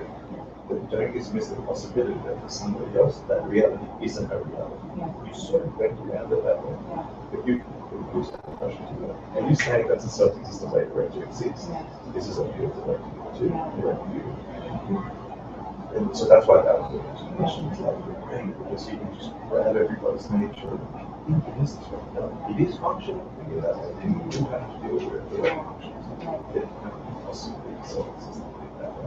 And you can sugarcoat it. Now, you see this when you do sugarcoat it, self-existent, you are convincing yourself. There's something in that, So that's a great discussion. That's That's awesome. Thank you. So that's all my other questions too. And anyway, you were asking one question. You were asking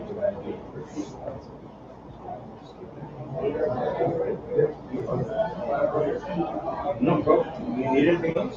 No. So in terms of the realms. Yeah. Oh, that was the other thing. The gentleman asked, I think it was him.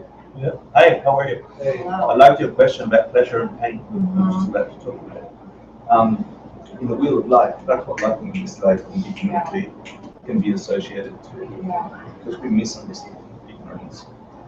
When we think things have natures, we do this pleasure and pain. We do feel pleasure and pain, but we think it's out there. And minute by minute, we got like that. The chicken is not chickens. So it is in the word of life that all beings, not just humans, are driven by pleasure and pain, pleasure and pain, pleasure and pain. But then we act because we think that the coffee flavor is pleasure, and it isn't in the coffee. When you look for it, it's somewhere in you, and then you got control of that. So that was given directly to. Yeah, ignorant. Happen to have the agreements.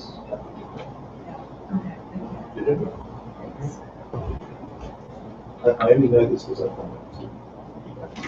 Just answer questions.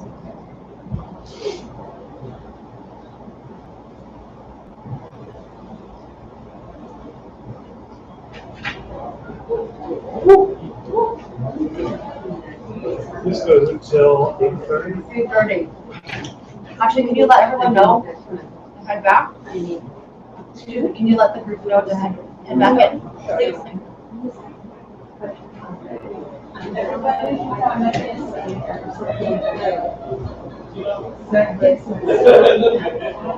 I don't really think I'm a good person to pass the message. I apologize. Can you let the team know, the group know to come? I'm sorry. It's okay.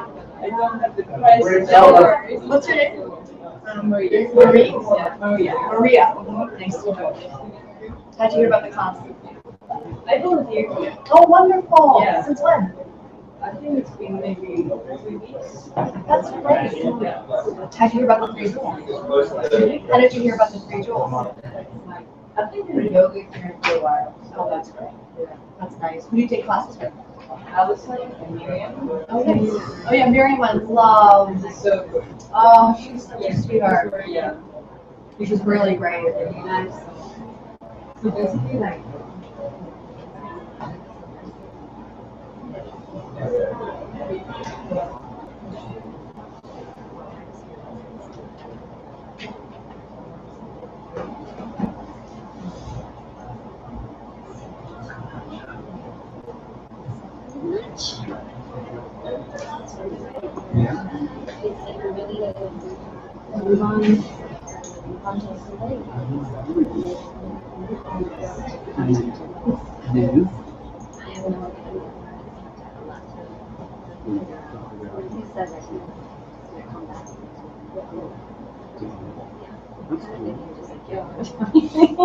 Yeah.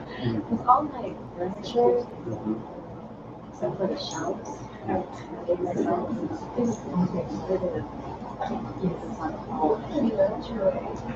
furniture that's on the street, so there's yeah, I think it's like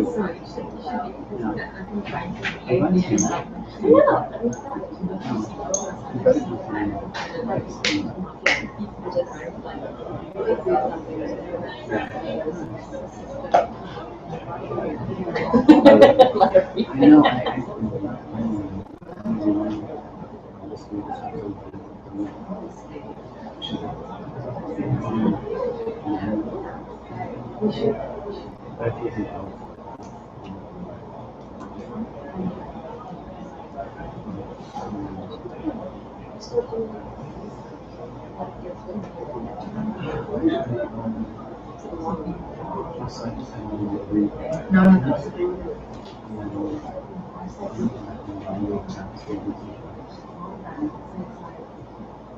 You can have multiple blankets to be able to get. You okay? Oh, you know what? One of those ladies left. She was sitting right there. So if you want to take that spot, Miranda left. So.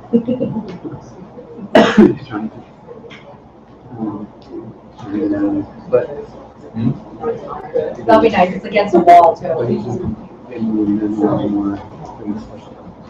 Oh God, that I don't know.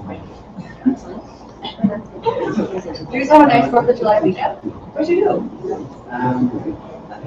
What happened to the puppies? All of them? yeah. No more. It's a lot. It's not.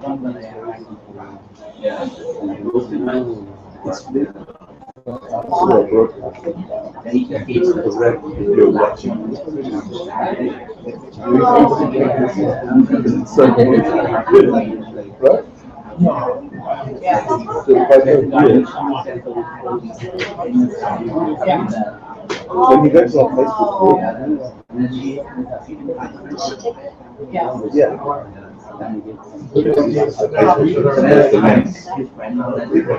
yeah. I'm so glad you made it. Okay, here we go. So we're going to go a little bit over today. I'm going to try to make it as close to 8:30 as possible, but in true Galupa Buddhist tradition, we'll go over.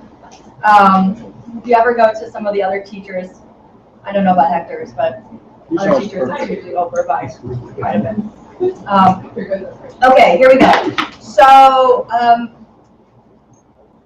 all the things that you see on the slide will be in your homework, just so you know, so write notes. If you have done the homework and the readings, sometimes the answers are in the readings, and sometimes you just have to listen, and they'll be on the slides. So just pay attention to that. This reading, by the way, I have to say, I don't know how many of you read the last one, but I do feel like the reading for class 2 is really, really beautiful. It's a wonderful reading, and it's worth reading. It's a short read too. The first one I felt like was a little longer, but this one's a nice reading. Okay, can we say Su? Su. Nam? Nam. Ge? Ge. Wa. Wa. Okay. Sunam is merit, and Gewa is virtue. These are two terms that you need to know. You will hear merit and virtue all throughout the scriptures, so it's good to just know what they mean. Gewa, virtue, the way that it was taught to me was in the word of goodness. Action of body or speech and mind, which creates some pleasant result for you in the future. There needs to be an understanding of cause and effect and karma. When you think of virtue, it's not just what is good to me or what feels good to me or a pleasant thing. It's in conjunction with the understanding of cause and effect. So for instance, last week we talked about money, right? To lie, to make money is not an understanding to think that you're lying to make money, that's not an understanding of cause and effect, right? We just talked about seeds a minute ago. You plant a certain seed, good produces good, bad produces like. If you lie and you make money, that doesn't make sense, right? So that would also be considered not a virtuous act, right? To act ignorantly. So virtue is tied in very much to cause and effect and the loss of karma.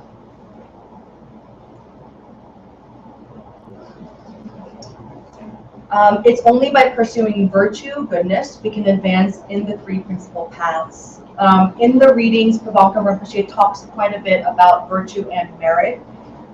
He talks about how virtue alone and merit alone doesn't bring freedom. So it doesn't stop suffering, it doesn't bring freedom, it won't bring ultimate happiness. And he talks about how you can do all different kinds of higher practices. You'll hear you'll read in the scriptures about tantric practice, which is considered a higher practice or a secret practice. This is considered what's called a sutra practice, which is an open practice. And you can do higher practices. He talks about how you can talk about channels and winds and drops, and if you know what that is, you know what I'm talking about. If you don't worry about it. We'll get to it at some point. And but you could do these other types of practices, but if you do not have renunciation and bodhicitta, it really doesn't save you. It doesn't get you out of this life of suffering. Okay. What it will do at the very best is it will cause a better rebirth, maybe a better human rebirth, or maybe not a lower rebirth. Okay, but that's it. And he talks in detail about that.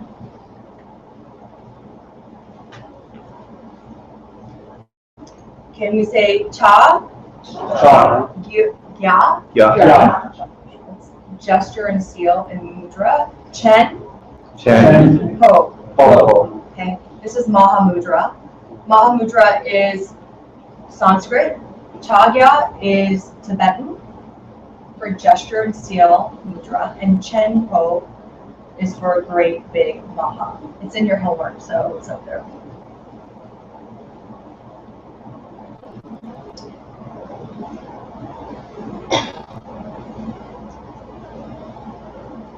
Mahamudra in the sutra teachings, in the sutra system, is the direct perception of emptiness, and that's how we're going to refer to Mahamudra. And the direct perception of emptiness is the way that I will explain it, and the way it was taught to me is that it's a higher level of reality. Sometimes you hear it as ultimate reality. Sometimes you hear it as suchness or isness. You hear it as different ways. It's another level of reality. And the Monka Rinpoche talks about how if you pursue the three principal paths, it will naturally lead you into Mahamudra. Well, that's not true. If you pursue the three principal paths and you practice, right, with practice, it will lead you into Mahamudra. You'll fall right into it. Last slide really quick. Oh yeah, of course.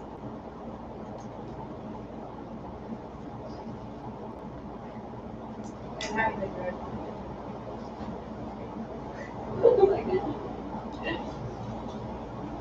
Not that one. The next one. It's the last one.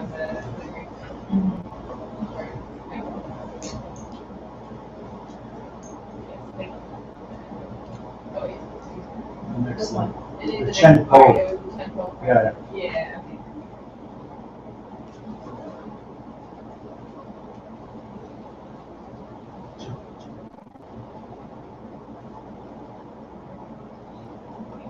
Yes, of course.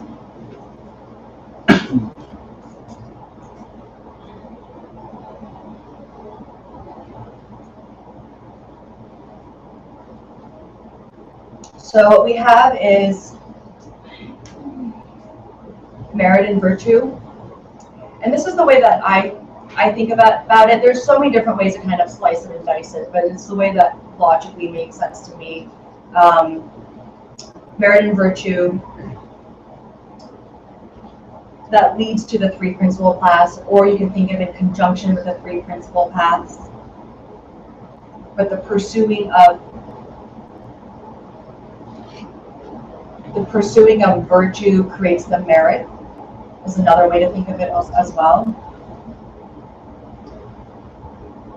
Alongside with renunciation, bodhicitta. And then you have the practice of the three principal paths leading to Mahamudra.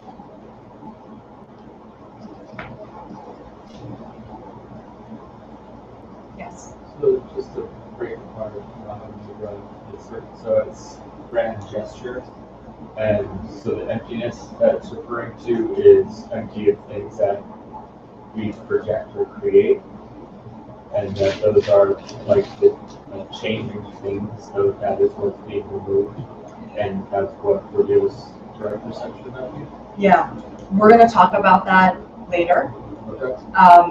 But that's a good question. We'll get into that. Yeah, it's a big conversation. Yes.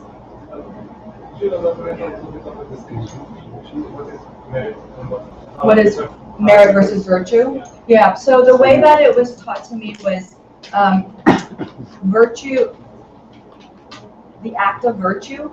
By pursuing virtue, you start to collect the merit. So merit is kind of the collection. It's like the bank of virtue. Does that make sense? The collection of merit. So the act of virtue, virtuous acts, collects the merit. It's like one, the act of virtue is what collects the merit. It's a collection of merit is what how they talk about it. The collection, the pursuing of virtue collects the merit. But trying to do good things leaves an imprint in you that must turn out to be good. Trying to do good things or say good things gives you the merit. Is building up some energy in you, which is meritless in nature. It's beautiful when it manifests. So just the act of trying to be good or being virtuous begins to build and color everything with some goodness that you must experience later, like the tomato seed versus wanting eggplants now. You can't have them if you planted tomatoes. Does that make sense?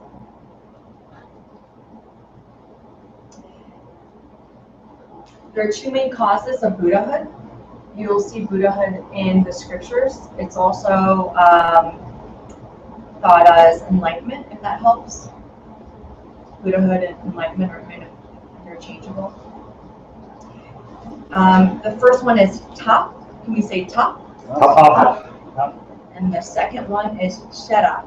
Shera. Tap is method. So these are the two causes of Buddha. Tap is method, also known as bodhicitta.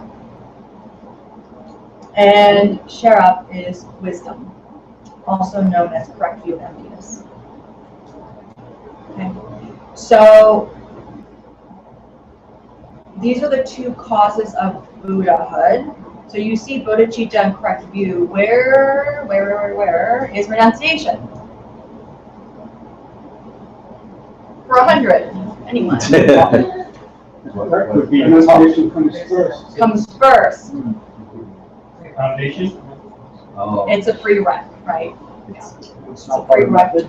It's not part of method, which is interesting because in the homework actually, it said that it says method is renunciation and bodhicitta, but in the teachings, from what I've heard twice now, it's actually before, it's a prereq.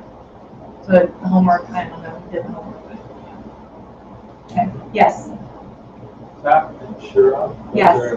Those are Tibetan. Yes, yes. Sorry, can you repeat what you said? Where is renunciation? Renunciation is a prerequisite.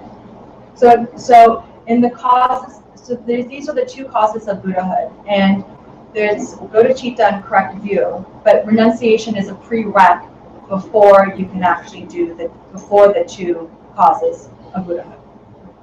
And that's why we spent so much time actually in the beginning of class to talk about renunciation, to understand that and to really think about that.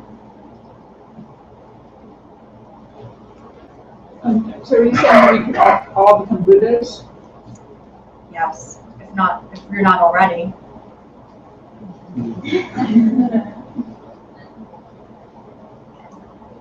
You are not already.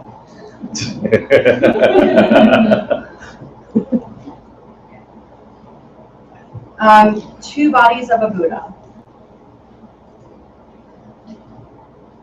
Can you say chu, ku, and that refers to body. And soak, ku,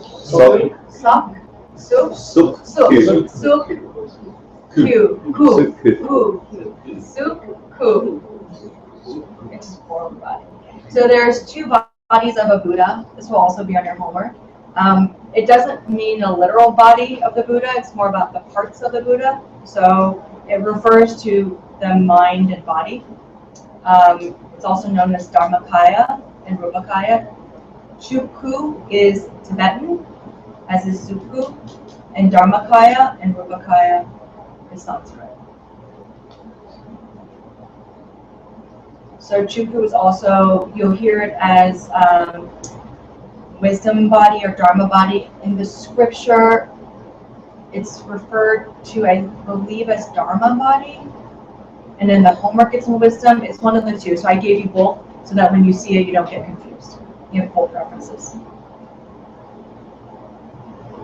So that makes sense, right? Wisdom, mind, body, emanation of body. Oh, the other thing too is you don't need to know this for your homework, but it's just good to know in general, is that the emanation body of the Buddha, there's technically two bodies within, like there's two divisions within form body. There's one a paradise body and there's one an emanation body, because the Buddha can actually emanate in multiple, countless realms. But that's what that means, okay? It's just good to know. Pass it on. All right. Yes. Basis and causes for these body. Can we say yay, shay? Kiso. And sunam. Kiso. It's collection of wisdom and collection of merit. So the basis or causes for these bodies. I think in your homework it says causes, but in the scriptures it might say basis.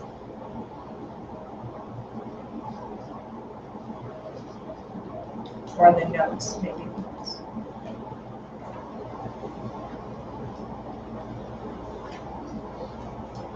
I'm also going to just break it down for you guys if you just want to know. Yay, meaning wisdom.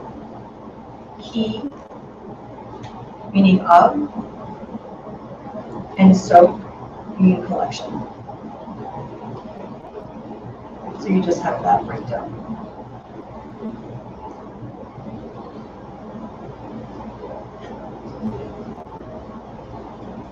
What's the yay shay? What's the shay part of yay shay? Oh, that's a good question. I think if you refer to wisdom by itself, you say yeshe. When you say it as a part of another meaning, like collection of wisdom, you just shorten it. And it was the same with Mahamudra, the first part of Maha. Right. So in Tibetan, you'll drop the pole or whatever it is at the end, and you just use the first part of it.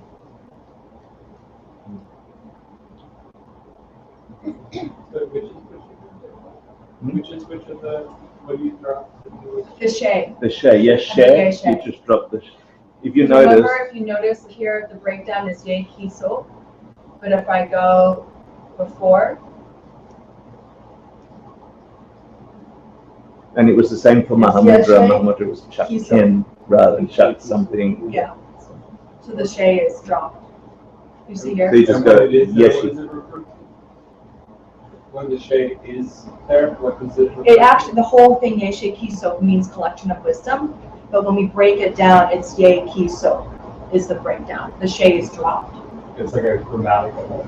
It's like a. If you just said yeshe, people know it's wisdom. If you're just using yeshe by itself, yeah, that's as far as I understand it. But then when you use it in a sentence like yekitso, it's a fast way of saying.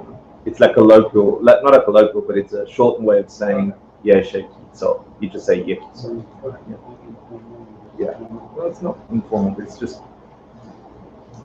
I don't know how we say do not do this, or we say don't do this. Yeah, it's like someone asking what happened to the and or whatever.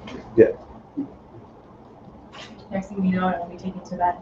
Oh man. Okay, Sunam. Oh, did I just skip over? I'm sorry. Did I skip over? So. Oh yeah, no, it's right. Okay, Sunam.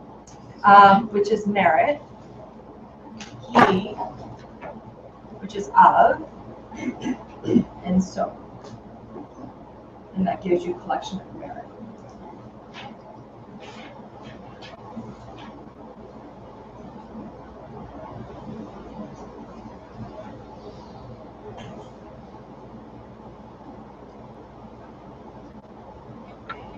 So the form body is the merit, collection of merit. Is that the idea? The wisdom body is the collection of wisdom. Is that? That's right. Yeah. So form really means merit in some way in this translation. Body Leads to merit. Yeah. Well, I hear people say like, the form realm, the forms and things like this. And then you hear people say, I don't know, the form body. And I've never really visualized it or intuitively understood what a form body is as opposed to, just an emanation of some sort. the difference between a form body versus an emanation. Yeah, so the Dharma body and the form body, those are just words to me. The Dharma body I kind of understand a little bit, I think, intuitively, but form body to me is I don't relate to that concept, I don't understand it intuitively. From what I've been taught, it's really the difference of mind and body, right? If that's what you're really talking about. Wisdom's mind. Right, so you're just basically, from what I know is that you're basically trying to collect the virtue and create the merit of the likeness of the Buddha in the mind and body. So the reason we're collecting merit with the form body is like our body is like physically not hurting, not killing, giving, things like that. Leads to merit. Or how do we really get to that? I'm going to find out. Yeah. I'm curious. Well, she just said it. She said it was, you collect, the Dharmakaya is the way you think about stuff, right? It's your mind and how you evolve that mind. Ultimately, it's the perception of the nature of things, emptiness, yeah? And then the merit that you build up, the bodhicitta aspect, is all the stuff you're doing, all the hard material stuff, giving people, touching things, watching your body, watching your language. So that plants a seed in your mind to perceive this as perfected. Yeah. So you would see this as a perfected physical form or light form or whatever it is in the two aspects she talked about. One in a paradise where you're blissed out and one where you're projecting where people need you. Yeah. Simultaneously, you have your wisdom body, which is just your Dharmakaya, the emptiness of your own mind and the understanding of that, where you are in bliss, or your mental aspects, right? So like we are right now, we have a mental aspect and a physical aspect, and our mental aspect is partly broken, but I'm happy, I'm sad, I don't understand. And our physical aspect is definitely broken. I'm having pleasure eating watermelons, I'm sick eating watermelons, yeah? Then that is exactly the same for Buddhahood without the crappiness. Right.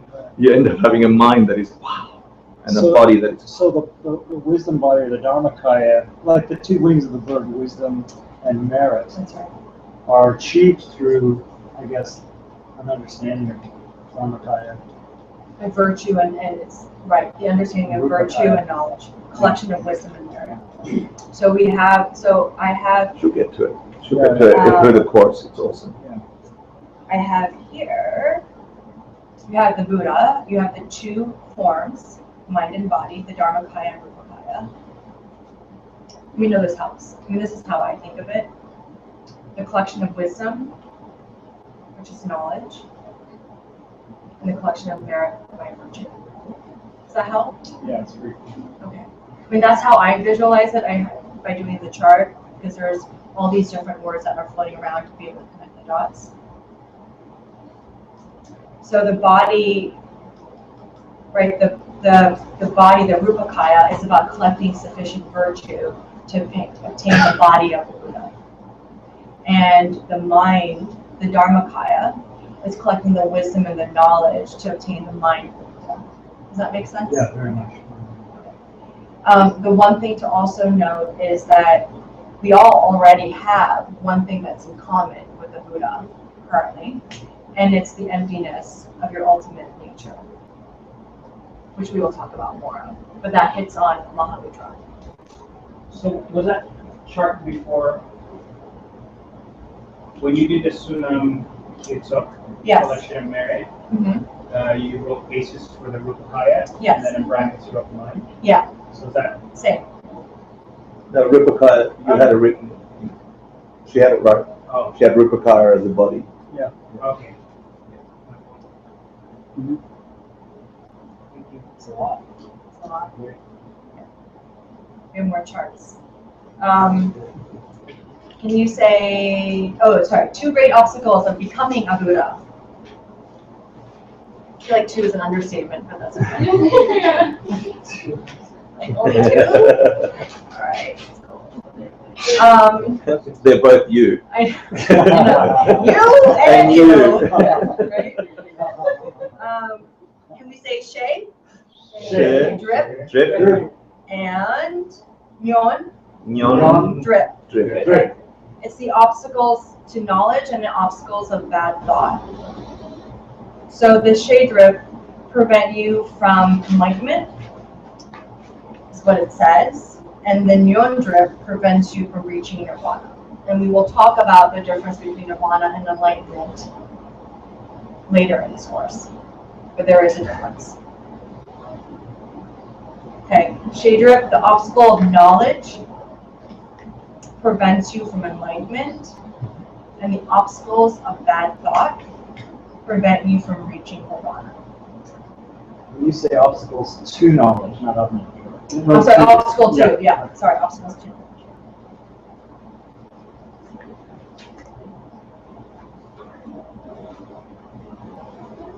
So is bad thought like a habit? Yeah. It's unvirtuous, like just, you know, I don't think it's habit. I think obstacles of bad thought is, from my understanding, it's thought with ignorant thought. What's the difference from obstacles of knowledge? Like ignorant thought is like the opposite of wisdom, right? So, or no? I don't really understand. To the chart? The difference between having an obstacle to knowledge, which seems like ignorance, and an obstacle to bad thought, which also seems like It's ignorance as well. Does it mean like more like obstacles of bad thought, including thought? Is it? Yeah, knowledge is about text, like having the knowledge of the scriptures. Obstacles to knowledge is incorrect here. Oh. No, that is No. incorrect view. No. Get into the bad Doesn't, thought. yeah. Yeah. So No. obstacles of knowledge is more just ignorance about It's about it's about the difficult, from what I know, it's about the difficulties, the obstacles of the content, the actual knowledge, the scripture knowledge. the difficulty of meaning Learning, yeah. in your life. Learning the actual scriptures. It's sort of like trying to figure out what this means is number one. And Yeah. really, I'm going to start texting my friends and see what's going on next. It's kind of the second one. Bad thought. It's like it's operating to me right now, what she's saying. So for Buddhist people, it's obstacles to omniscience that you've heard before. So these are obstacles that prevent you from having omniscience.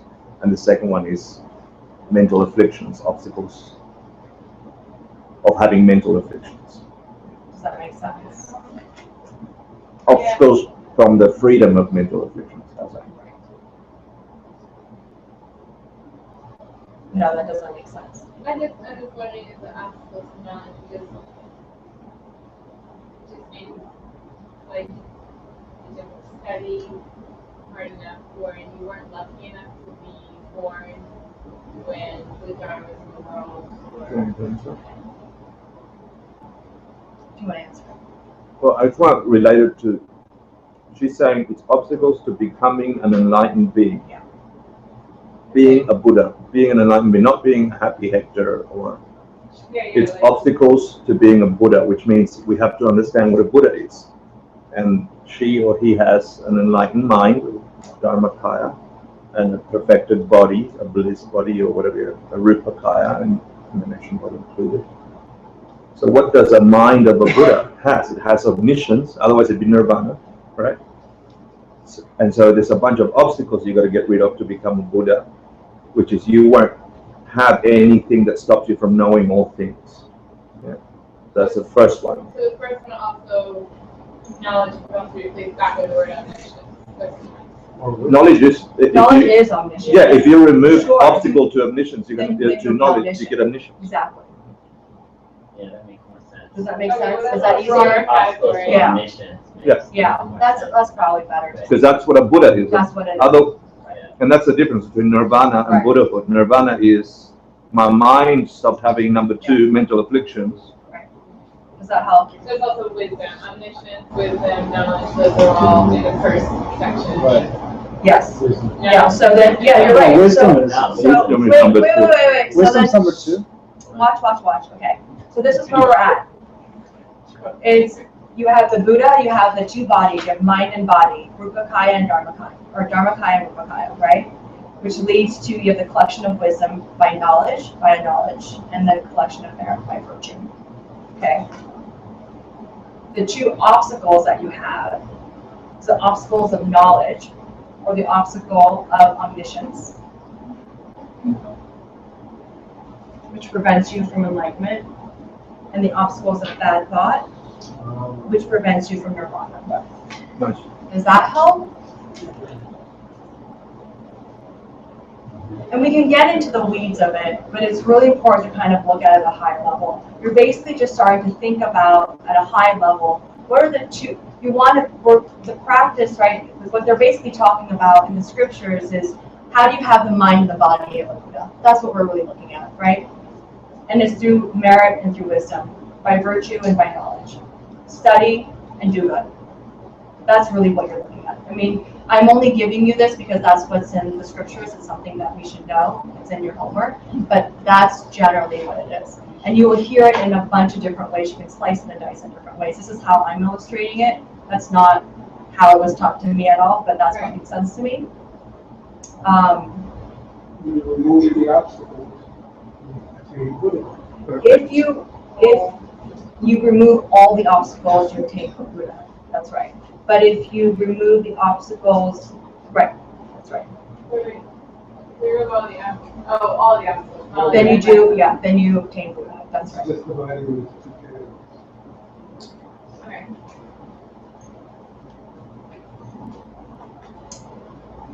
Wait, that's not true. If you remove all the obstacles,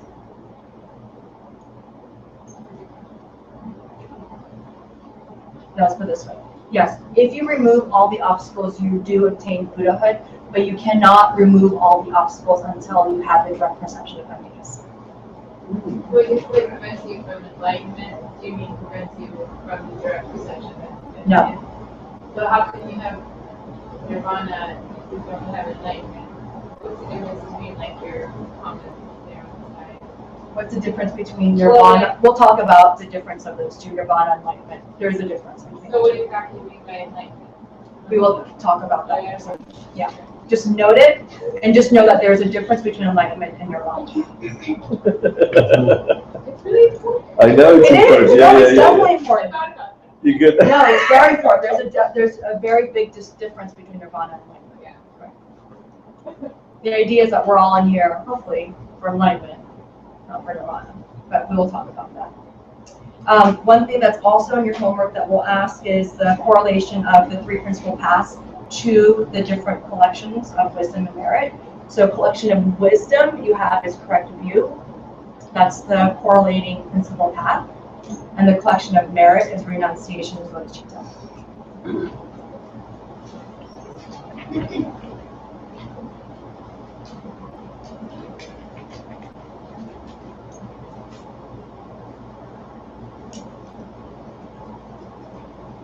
That's a lot to digest, just so you know. I mean, I have learned this now 3 times, and I still, like, you know, I feel like my brain zaps out in moments. You don't need to know the ins and outs of it. It's something that we'll work through during the course. It's something that you'll maybe work through, at least I feel like I'm working through my entire life. You'll see in different ways. Again, this is how I'm illustrating it. It's not how I was taught.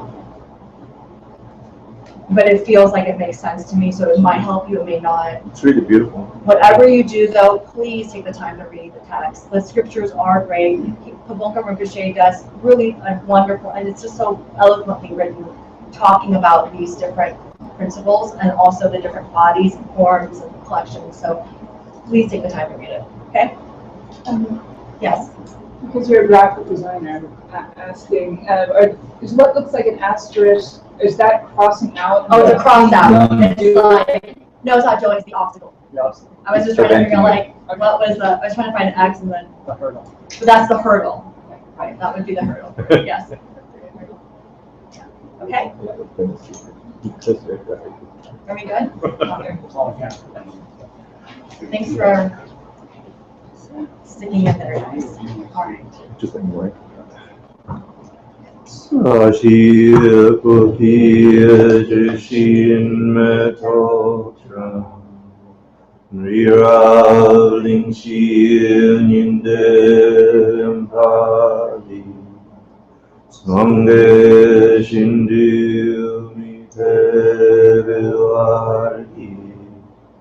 Broken namda shinla chikarsho Hidam guru ratna mandala kamnin yatayami Gawadi Gawokun Sunam Yeshe Soksoshin Sunam Yeshe Junwe Tadampa Puni Tokarsho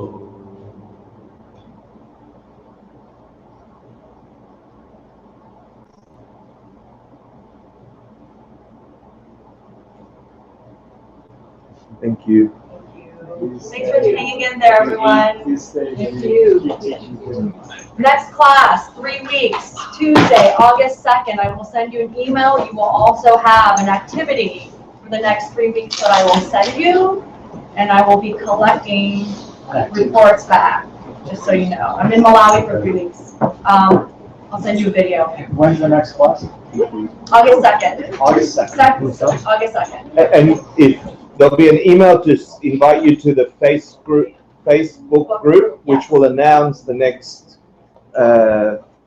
class and the videos associated with it and homework. If your email isn't on the list, please write so that I can get a hold of you.